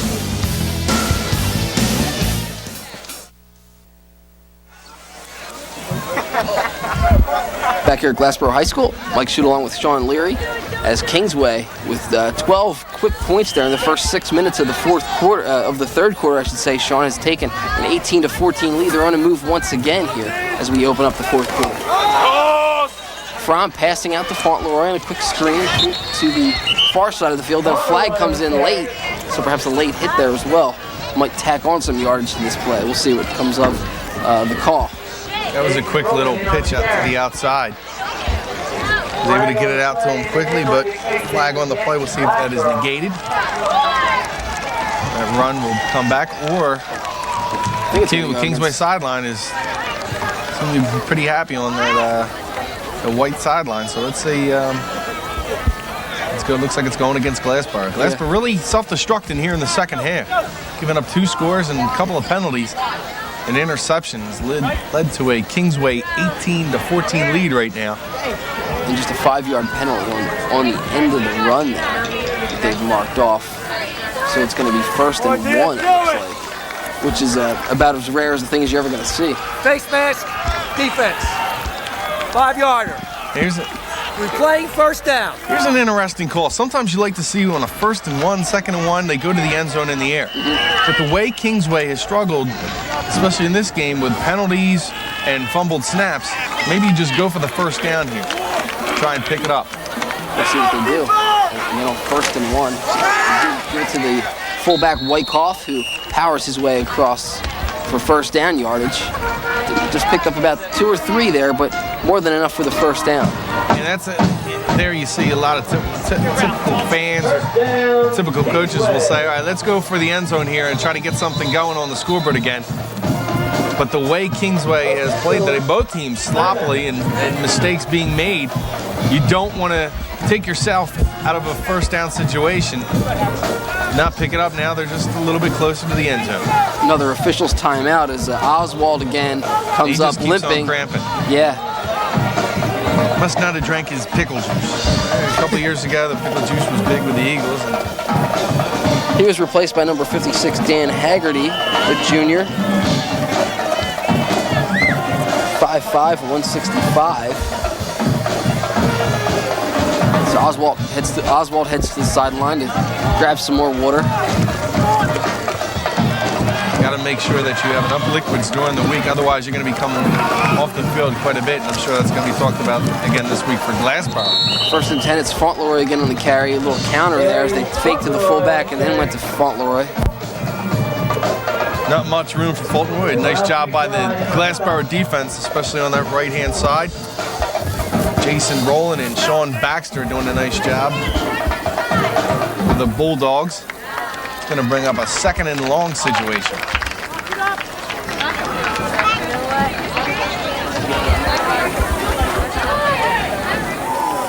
Ball's at about the 11, it looks like. So they could get the first down without getting into the end zone. Again, it looks like they sent Wyckoff into the pile. Not much there. Isaac Chapman on the hit for Glassboro. 63 total yards for Wyckoff in the first half. Hasn't been able to do much so far in this half, only a couple of carries. Still, Bryant on the sideline, Fauntleroy into the backfield. When you look around on that sideline, you don't see number 6. You don't see him over on the bench, anywhere where an injured player might be. Quick pass towards the end zone from Fromm, intended for Larry Thomas, who already has 1 touchdown today, but fell incomplete. Fromm got up a little bit slow there.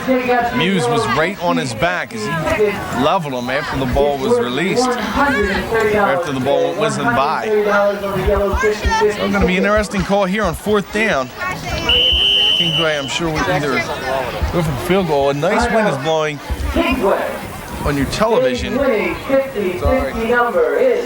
From left to right. Actually, yeah. Left to right? Yeah, you got it. In other words, it'll be at the kicker's back. It'll be at the kicker's back, and I believe that's kind of going towards the... And the real key to the field goal, Shawn, is that at least it gives them a 7-point lead.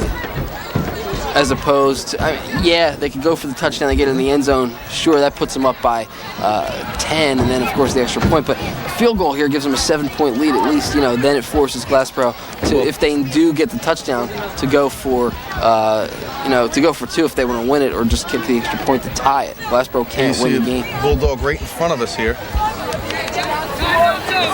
Bulldog mascot, who has to be a little warm. Thought it was going to be a little chillier today, but turned out to be a very nice day, a little warm, 75 degrees. And they did run Tom Gallo off the field, so they're going to be going for it here on 4th down. As I noticed, number 85 went scampering off the field during that timeout. Fromm back to pass, firing incomplete, actually intercepted. Looks like Terrence Holmes made the play. No, I'm sorry, that was the opposite side. That was the other defensive back, the other cornerback, Jason Muse, Jerron Muse, I should say, who made the play. So there, it's 4th down, and they need to pick up 10 yards. So Fromm steps back. He's trying to pick up the 10 yards for a first down. I'm sure if their kicker would have been able to try and go for it. Now, the wind isn't really blowing to the kicker's back. It's kind of swirling, but it's kind of going from one sideline to the other, from Glassboro sideline to Kingsway's. and it's a gusting wind as of right now, so the decision was made to go for it. Unable to pick up the first down was Kingsway, and Jerron Muse picked up the interception. I don't think he really wanted to, though, after all was said and done, because with the interception, you lose the yardage. They would have got the ball back about 7 or 8 yards. There's McBride on the carry there. He picked up about 9 quick yards, so it gets Glassboro away from the end zone at least, because they had it back first and 10 back at their own 2, it looked like. And that's why you gives them some room. Right. That's why you didn't want to pick up the interception there. Let it go down. You have the ball pushed out about 7 to 10 more yards. But McBride able to get it out of the shadow of his own goalpost, and now Bulldogs now with the second in the yard. Let's see if they go to the air, try to pick up some huge chunks of yard. Nuko again, it's McBride picking his way along the near side of the field, finding a couple of holes, picking up first down yardage, getting outside the 15 to about the 17-yard line. So Glassboro on the move here, Shawn. A couple very effective running plays from McBride. And I think they should go to that, because McBride really set up the pass in the first half. Waters did a nice job. Waters did a nice job blocking in the first half, letting McBride spring for 53 yards in the first couple of quarters. If you're able to get the running game going, the passing game should open up, and especially with Muse and Holmes, Cleary and Thompson, they have an effective passing game if Matanuca can get the ball in their hands.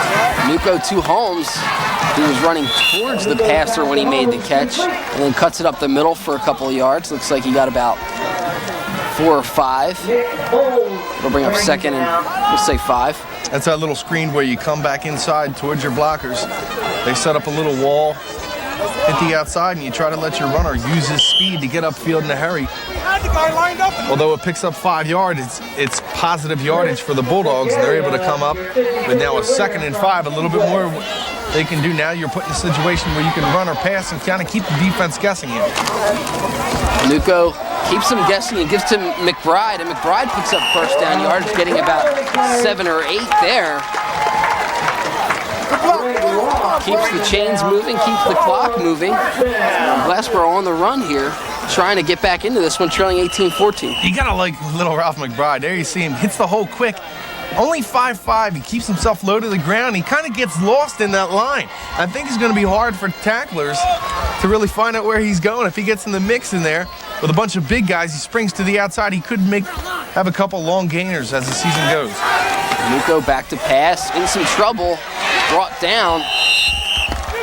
Nice coverage in the Kingsway secondary. A couple of guys on both.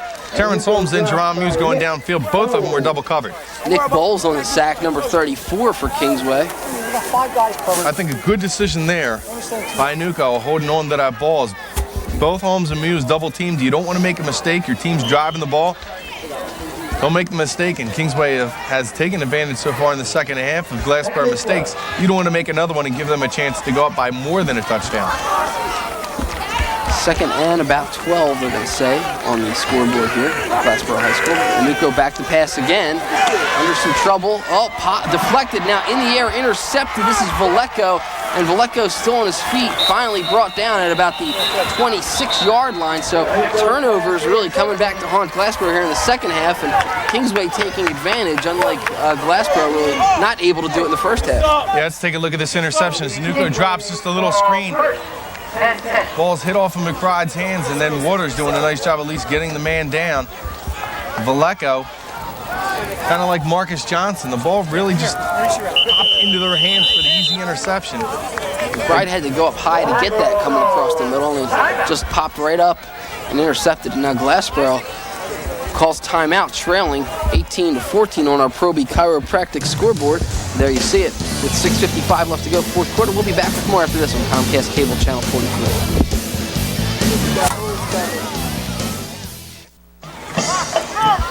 Back here at Glassboro High School, Mike Shute, Shawn Leary. Kingsway with the ball, 1st and 10 inside Glassboro territory, and it's Wyckoff powering his way towards first down yards, picking up about 8 on the play. Shawn, you've seen a lot of this going on out there on the sidelines, players stretching out.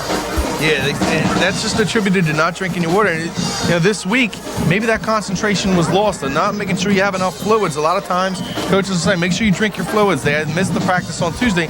Maybe that's what happened there. And you see that guy massaging the leg. I wish he was there the other night when I had my Charlie horse. So once I popped out of bed, he could have been stretching the leg out. I could have got rid of it right away. It's Wyckoff again for first down yardage. Maybe you just need to, set up a place in your house and you hire a guy. Hire a guy who just, as soon as I get these Charlie horses, I come popping up. Have him live in the closet. Maybe you ring a bell, he comes out. Maybe hire a guy named Charlie. I'd like to hire my wife to do that, just stretch it out, but she just says, quit making noise. Go check the baby while you're up. First and 10 again while you're up. Limp over and check him. Limp over and check him. First and 10 for Kingsway. Wyckoff doing a job up the middle right now. And they give it to Wyckoff again, he just dives into the pile, keeping the clock moving here with 5:50 and counting remaining in this ball game. Kingsway trying to hang on to this 4-point lead, 18-14. Right now, they're just playing power football straight up the middle. On the sideline, getting work on was Gary Holmes, and he's one of those defensive tackles. They run Holmes, Rowland, and Isaac Chapman in that defensive tackle position. And they need to step it up here as Kingsway now knocking on the door, and Dan Wyckoff kind of taking over so far. Bringing up second and about 6. Glassboro really needs a big defensive stand here. Cannot give up the touchdown if they have any thoughts of winning this ball game. Wyckoff spins away from a couple tacklers, trying to pick up the first down. Cannot, is held short, so it'll bring up third down and about 3 now for Kingsway. Shawn, and a huge play coming up here for Glassboro's defense. Yeah, they're going to really need to make a big stop. But we talked about a lot in this game about the running backs of Kingsway and the different weapons that they have. Throughout the game, you've seen the breakaway speed from Fulton Roy, Dorian Bryant, and of course Tariq Hill once he comes back from his hernia injury. But Dan Wyckoff is a compliment to them. Once the game starts wearing down, some guys are getting tired. You have a 220, 230-pound fullback that you can hand the ball off to who can pick up the yardage and get chunks of them like he's doing here. It's really a nice setup for Kingsway throughout the season. You have the best of both worlds, really, the power and the speed coming out of the backfield. So much you can do with that. Now, speaking of speed, they go to Fauntleroy on the pitch sweep, and he is in for the touchdown. And that is going to be a big thorn in the side of Glassboro now as Kingsway grabs the 24-14 lead with the extra point or 2-point conversion still remaining to be played. I'm not sure what happened to Dorian Bryant, but Tony Barchak has to have a huge smile on his face right now as he has Tariq Hill on the sideline ready to come back in a couple of weeks. You have Dorian Bryant, who's had an impressive game so far in his inaugural debut as a Dragon. And then Fulton Roy, he's turned it up here in the fourth and third, late in the third quarter with showing his running skills.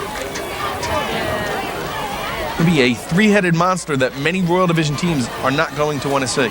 Tom Gallo's extra point is up, and it is good. Makes the score 25-14 Kingsway with 4:15 left to go. So Glassboro with a huge hurdle ahead of them if they want to pull out a victory here today. Not saying anything against Matanuska, but you think Bob Cleary's looking around for Sakeen, maybe suit him up real quick and get him in there? Well, you said he's here today, right? He certainly is in the stands watching this game. As his former teammates were coming onto the field. And if you can get a shot of him, he is coming down the steps right now. Sakeen Wright, who's bulked up a little bit. I'll be interested to see how he makes out in college at East Carolina. There's a lot of people that say he's going to do some really good things over at East Carolina. And I'm one of them. I think he just has an outstanding arm. He has the frame to be a very elusive and hard quarterback to bring down, a la Donovan McNabb, who plays with the Eagles. When you have a quarterback who's hard to bring down and can make things happen in that backfield, it's hard to get a hold of them. It's a good comparison, too, because he looks like him, McNabb a little bit. He plays like him quite a bit, too. It's hard to bring down a quarterback. If you can escape those sacks that put your team in a third and long and second and long, and you're not getting those sacks against the team, that really helps out your offense. And Jeff Blake is a product of East Carolina, I believe. Jeff Blake is? Yeah. Former Bengal, now with the Saints. I should know that, and I don't. I know there was a Garrard who was there. They've had a couple of quarterbacks that have been able to run the football effectively. Little squib kick by Kingsway.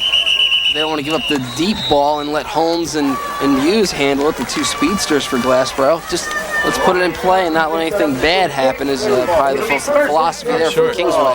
Still, you know, it's not out of the question. There's still 4:13 left to go in this ball game. And when you got a guy like Holmes, anything could happen. Well, a guy like Holmes, and let's not forget, all right, Glassboro comes down, they're able to get a touchdown with a couple minutes left. Kingsway has really had a problem holding on to the football, and especially the snap. So talk about miracle at Slomsky Field, that could happen because of the problems they've had with the center quarterback exchange. Just something to think about for the future. First, Glassboro has to get on the board. Nuko under center. He is back to pass, and Holmes down the near side, but he throws incomplete towards Jamie Cleary on the far side of the field. Holmes is trying to break free along the sideline.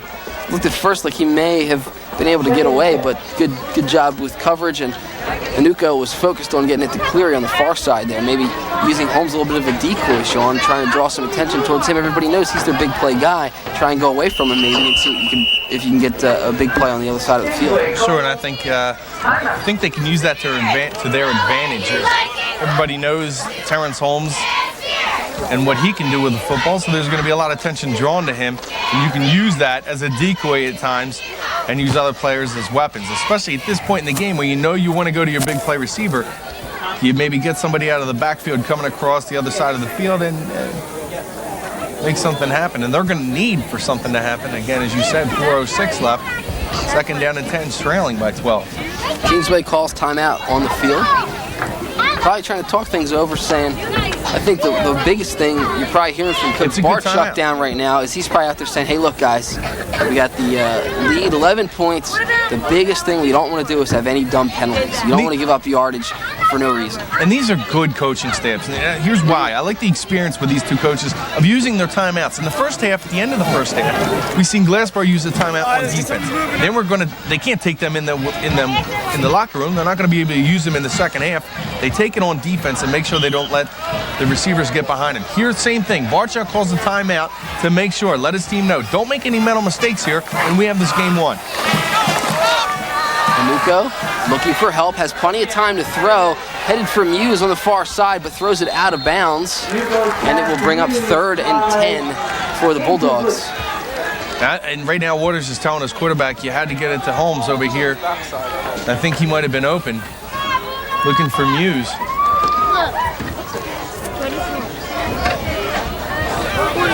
Dorian Bryant is on the field, so Barchuk just trying to give his running backs a little bit of time. Maybe fumbling may have something to do with it. You've seen Dorian Bryant drop a ball earlier, and maybe Fulton Roy has a better hands. We'll have to find out after the game. See what kind of strategy they're going to be using throughout the season. Nuko, quick double fake on the handoff. Now fires complete to the fullback coming out of the backfield, Waters, and a big gain there. He picks up about 24 yards, 23 yards complete, and a first down inside Glassboro territory down to the 39-yard line. Nice pickup there by Waters. You're talking about using the fake and a decoy, having the back come out of the backfield. Chris Waters does it there. Big gainer for him. More importantly, that stops the clock. They only used 7 seconds on that play, Shawn. So, good, big gain, but really not using a lot of time. So, kind of the best of both worlds there for Glassboro. They were able to pick up some yardage quickly. 2 receivers to Anuko's right back, split in the backfield. Takes the handoff, now looking to throw again. Running protection. Jumps it off to McBride. Threw that one a little bit over his head. See, those are the passes as he becomes more experienced, feels a little bit more comfortable, he's going to have to make. Because when a guy's wide open in front of you, it's late in the game and you need a couple of scores, you have to complete that pass. And the clock doesn't continue rolling here because it's an incomplete pass. But still, you want to pick up that positive yardage. If you're going to need to make a first down later on in this drive, that may become very important. 2nd and 10 now for Glassboro. Ball spotted at just inside the 40-yard line of Kingsway. Kingsway did bring back some of its defensive backs from last year with the experience. One of them is big hitter Brian Roberts, who's not on this team. Graduated last year. Had a very storied career here at Kingsway. A big-time hitter and nice wrestling. Holmes goes in motion. Anuko back to pass, has some time. Throws incomplete across the middle.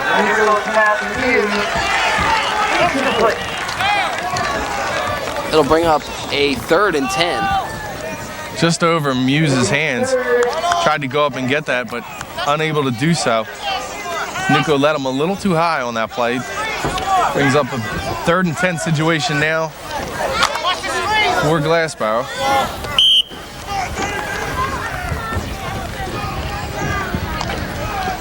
They're going to need to pick up the first down. Now remember, McBride missed, or Inuka was unable to hit McBride to pick up any yardage. Now this gives him a little bit harder play. He's got to go at least 10 yards for the first down. Obviously they're in 4-down territory.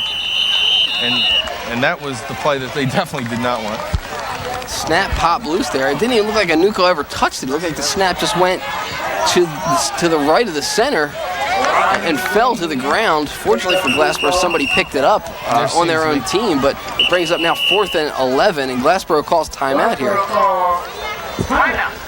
With that timeout, 3:20 remains here in the 4th quarter. We will take a break, and on your Proby Chiropractic scoreboard, it's Kingsway 25, Glassboro 14. Back with more after this on Comcast Cable Channel 43.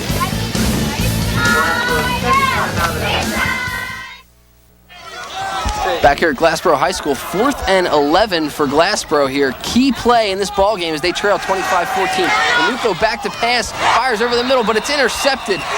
Intercepted by number 55 for the Dragons. Chuck Ellis makes the pick. A big play there. It keeps Glassboro from advancing the football, and now Kingsway, conceivably with that strong running game they've shown here in the second half, Shawn, can run out the clock. Yeah, they've been able to do it with Wyckoff. The one thing we've talked about, they've had 8 fumbles, I believe, in this game. 7 fumbles in this game. 3 of them have been recovered by Glassboro. So Glassboro will be looking to strip the ball, but with 3:14 left, down by 2 scores, things are not looking good for the Bulldogs, and some Glassboro faithful are walking out of here very disappointed. They haven't seen too many losses here in the last couple of years.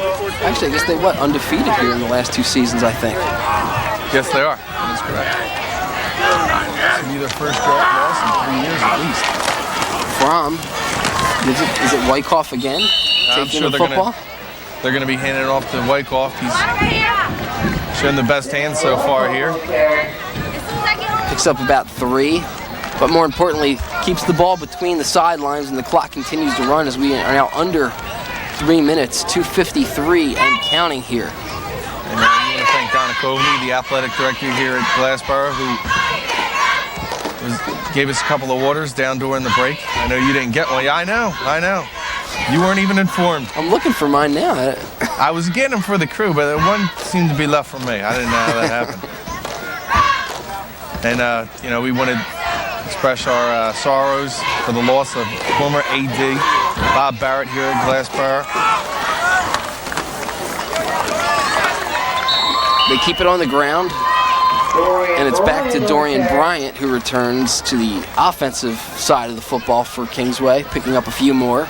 Brings up 3rd and 4, as now there's 2:08 and counting left here in this ball game. And I guess we should thank our viewers for being patient with us today, as far as the whole crew. And I think not easy to really do your job efficiently this week, as we're normally used to doing it. Telling our voices probably we're not exactly the most thrilled to be doing. Calling a game with tremendous enthusiasm in our voices, but I'm hoping that we did the best job we could this week. 3rd and 4, and delay of game is going to go against Kingsway. It seemed like they certainly used a lot of clock there. Minute 35 left now. They can afford it right now. They want to take off as much time as possible. And this is a big win for Kingsway. And I know it's, a win is a win, but to come out in your first game against Glassboro, to give a little bit of confidence, especially with a new quarterback, although he has had some experience, there's a lot of new players. They lost a lot of heart from that team last year with Sly Van Morter, Lou Napoleon. We talked about the returning letter winners. They lost a lot of big-time players from that team. And especially coming in here without their starting halfback, Tarif Hill, who's probably the best player on this team. More flags. Looks like perhaps a false start now against Kingsway.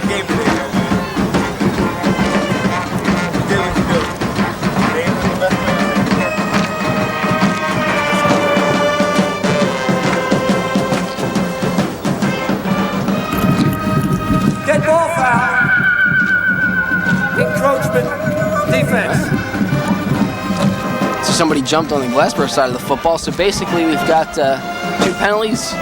We wind up with the ball back where we started at 3rd and 4 for Kingsway.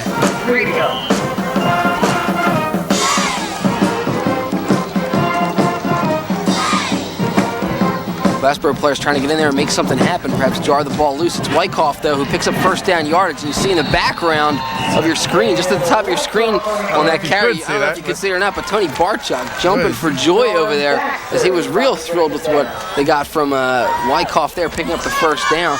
And now it's pretty much all academic. It's just a matter of winding down the clock here. Tony Barchuk doing his impression of the triple jump there. He had a couple nice jumps. I think he got off the ground a little bit. There you see him. Excited. He certainly was.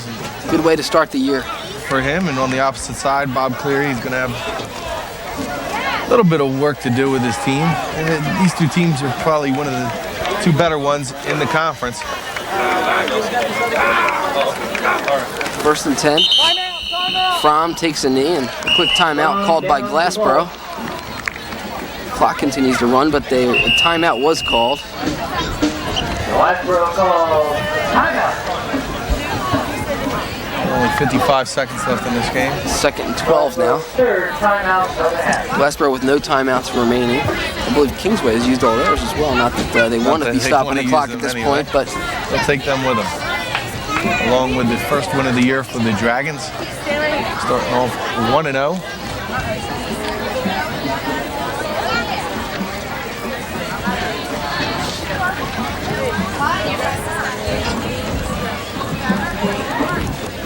So right now Barchuk barking orders to his team, make sure you hold on to the football.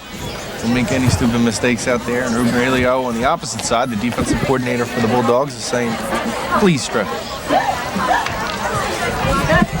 So it looks like Tony Barchuk will pick up his 122nd career coaching victory.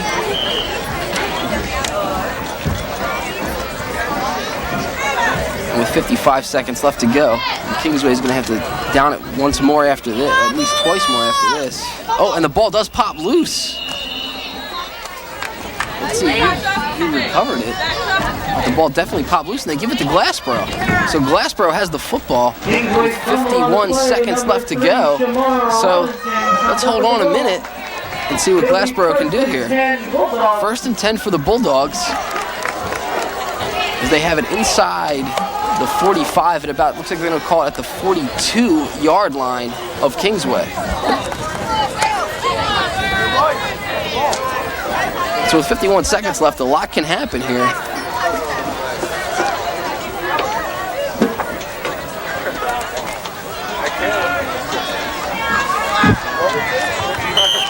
Terrence Holmes split to the near side of the field for Glassboro. Jerron Muse on the far side. Holmes has just single coverage with the safety floating back, and it's towards Holmes, and he's got it! Touchdown, Terrence Holmes, are you kidding me? A quick strike from Glassboro High School, and now we've got an interesting ball game here with 43 seconds left to go, and Holmes, with that touchdown, ties the South Jersey record for career touchdown receptions with 43 touchdowns today. Let's take another look at it. Anuko back to pass, and the ball just out of the outstretched arm of the defensive back, and Terrence Holmes is gone for the touchdown. His 40th career touchdown for Terrence Holmes. Amazing day for him with 3 TDs, and now we've got a 25-20 ball game, and we'll see what Glassboro decides to do. Will they kick it or will they go for 2 here? I guess if they kick it, then they're down 4, so they need a touchdown. If they go for 2, though, they're down 3 and only need a field goal. Anuko back to pass, looking for the 2. Oh, and it's tipped away at the last second from Holmes. Good job there defensively. It looked like number 21 for Kingsway, who deflected that football away and made a real big play there, because now Glassboro to tie it. It was Brandon Becker who made the play, but now for Glassboro to tie it, to actually do anything, they're going to need to get a touchdown to win this ball game here. But you got to believe you're going to see an onside kick coming up, and you got to believe that Tony Tony Barchuk's over there telling his boys that. And on the same side, this is something that, you know, you talk about the whole season, the preseason, what you work on in practice coming out here, and that's something that they work on in practice, these onside kicks. Now let's see how much they've practiced it. That is Glassboro speaking, of course, and see how much on the other side Kingsway has practiced in recovering these onside kicks, because you've got nothing but 11 guys bearing down on you at full speed while you're trying to catch the football. Now bear in mind, of course, the ball has to travel 10 yards before Glassboro can touch it. Kingsway, of course, can touch it at any point along its path. One of the more exciting plays in football, the onside kick. Let's see what happens here. Terrence Holmes, of course, is the usual kicker for Glassboro, but in this case, it doesn't look like he's lining up over there. He's got the best hands on this team, and it looks like they're going to have Anuko kick the football, number 8.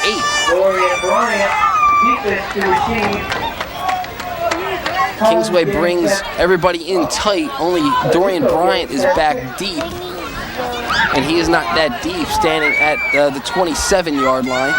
So Anuko ready to kick it.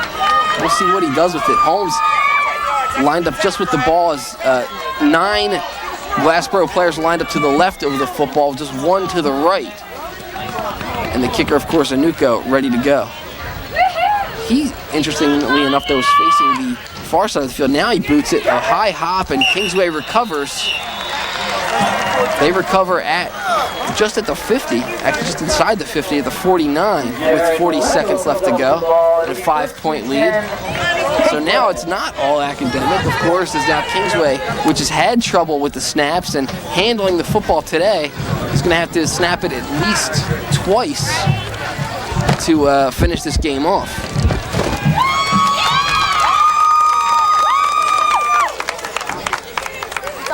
Neither team has any timeouts remaining.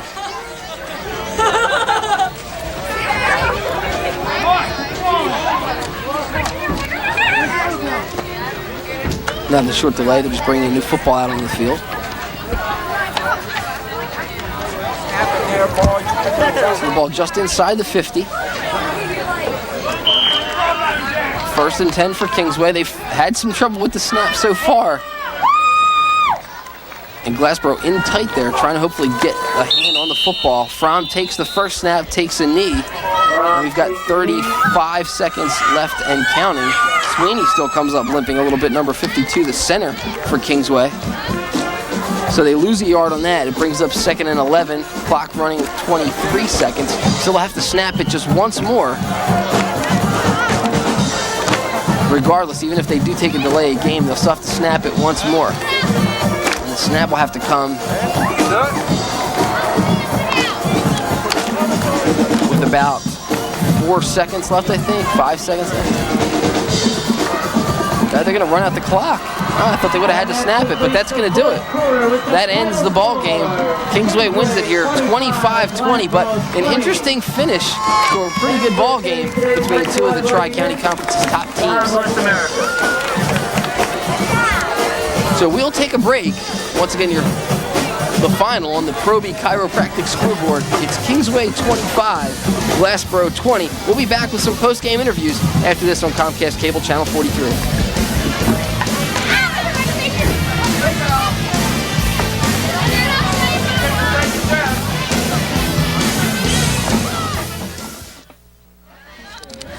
Back here at Glassboro High School, Mike Shute joined by the winning coach, Tony Barchuk. And Tony, you guys struggled a little bit in the first half offensively. A lot of turnovers, a little bit sloppy. Put it together, though, in that second half with 2 quick scores. How big were they? Oh, the scores were obviously big, but that was like the ugliest half of football I think that we played since I've been here, and that's been like 20 years. And, we just were flat. We just didn't – no one had a feel. We were just really, really flat, and but we told the guys at halftime, like, we're only down by a score, so we're pretty fortunate. And when we got those 2 quick scores, and obviously that was big for us, and our guys got some momentum, and then they felt like they could control the game. So obviously that was real, real big for us. Obviously, there's bigger things going on in the world than just high school football, and I mean, the way things were this week, it's hard surely for players, coaches alike to concentrate on football. And how much did some of those other things take away maybe from the focus of what you guys needed to do during the week to actually actually prepare for a football game, which is, in the big scheme, pretty much meaningless. Right. I mean, this is like a little bleep, you know what I'm saying? And we spoke to our guys every day about what took place, in New York and Washington on Tuesday, and we don't want them to forget what happened. And we talked about it, and we prayed every day about it for the guys, and so we were distracted. I'm sure everybody in the United States is distracted from it. And but we said, we told our guys we're fortunate that we're able to play, okay? Because we don't want to give in to what the terrorists want us to, which is disrupt everything. We're not going to disrupt everything. And so we stepped out on the field today and we practiced, and we just stuck to our guns, and with all the respect in the world for everybody, in the US of A for what's going on, and we feel like we're out here just just thanking God that we were in the US of A. I know you personally a little bit affected by the situation. You said your brother works on Wall Street, so I'm sure even personally for you to be mentally with it, especially Tuesday, Wednesday, not knowing what was going on. It was a tough deal because if that building, one of those buildings would have fell the other way, man. That's right on Wall Street, and so a lot of things could have happened, and so there's some thoughts going on, hard to concentrate throughout the week, and so on down the line, but as much as I was into that, I'm into these guys here too, and so you have to do what you have to do. But it was a tough situation. We'll go over to Shawn Leary, who has one of our players who had an outstanding football game today. Shawn, take it away. I'm here with the player of the game, Dorian Bryant. Dorian, you may be a newcomer to Tri-County Conference football, but you're not a newcomer to this game, especially with 4.2 speed. Use some of that speed displayed here on this field to get a couple of touchdowns. This is a big game for you guys to come out and win against Glassboro. Tell me about the touchdown run that you had. It looked like you just got the pitch to the outside and took off. Well, I got the pitch, and they pretty much told me to my lineman pretty much told me they were just going to seal and just run up the sideline. I got the ball, use my speed, and get to the outside, and it's over from there. You guys have a big game next week. You play against Delsey, 2 big games back to back. How hard is it to focus on football at this time when the occurrences and the tragedies this week? It's hard because that was a big hit for the U.S. and everything. But it was harsh. But life goes on, and we got to keep on. We got to keep on playing and everything. The game wise, we're not really thinking about it like that. We're just going to go out there, play a game that we know we can play, and hopefully come out with a W. Well, you have a big game next week. Congratulations on your victory this week against Glassboro. An outstanding debut for Dorian Bryant this week, who comes into the Tri-County Conference, a transfer from Bosco Prep, and he came out and showed his 4.2 speed with a nice punt return and a quick pitch for a touchdown. Kingsway, tale of 2 halves, huh? They come out in the first half and really sloppy play with the fumble recoveries, the penalties. They come out in the second half running the football effectively, not only with Dorian Bryant, but Darius Fultonroy also had an effective day, and Eric Fromm seemed to settle down. And Shawn, they always say that the biggest part of a football game is that third quarter, because that's where momentum changes. And, Certainly. And Kingsway and Tony Barchuk, they got it together at halftime, came together in that third quarter, 2 quick strikes, and that changed everything. Yeah, it certainly did. They came out, got the momentum back in their favor, and Kingsway's going to need a little momentum as they face a very tough Delsey Crusader team, a team who won the NJSIA South Jersey Group 3 title last year and is expected to really make a push for that again this year. You talked about the running backs with Kingsway, with Bryant, Fulton Roy, and possibly Threefield in the near future. How about Asada Feast and Darnell Eli next week? There's going to be 5 outstanding running backs in that game next week if Threefield, who they're going to need to come back and play, if he comes back and indeed plays for Kingsway next week. Once again, your final score from Marvin Slomsky Memorial Field here at Glassboro High School. It's Kingsway 25, Glassboro 20. Thanks for joining us here on Comcast Cable Channel 43. Bye-bye.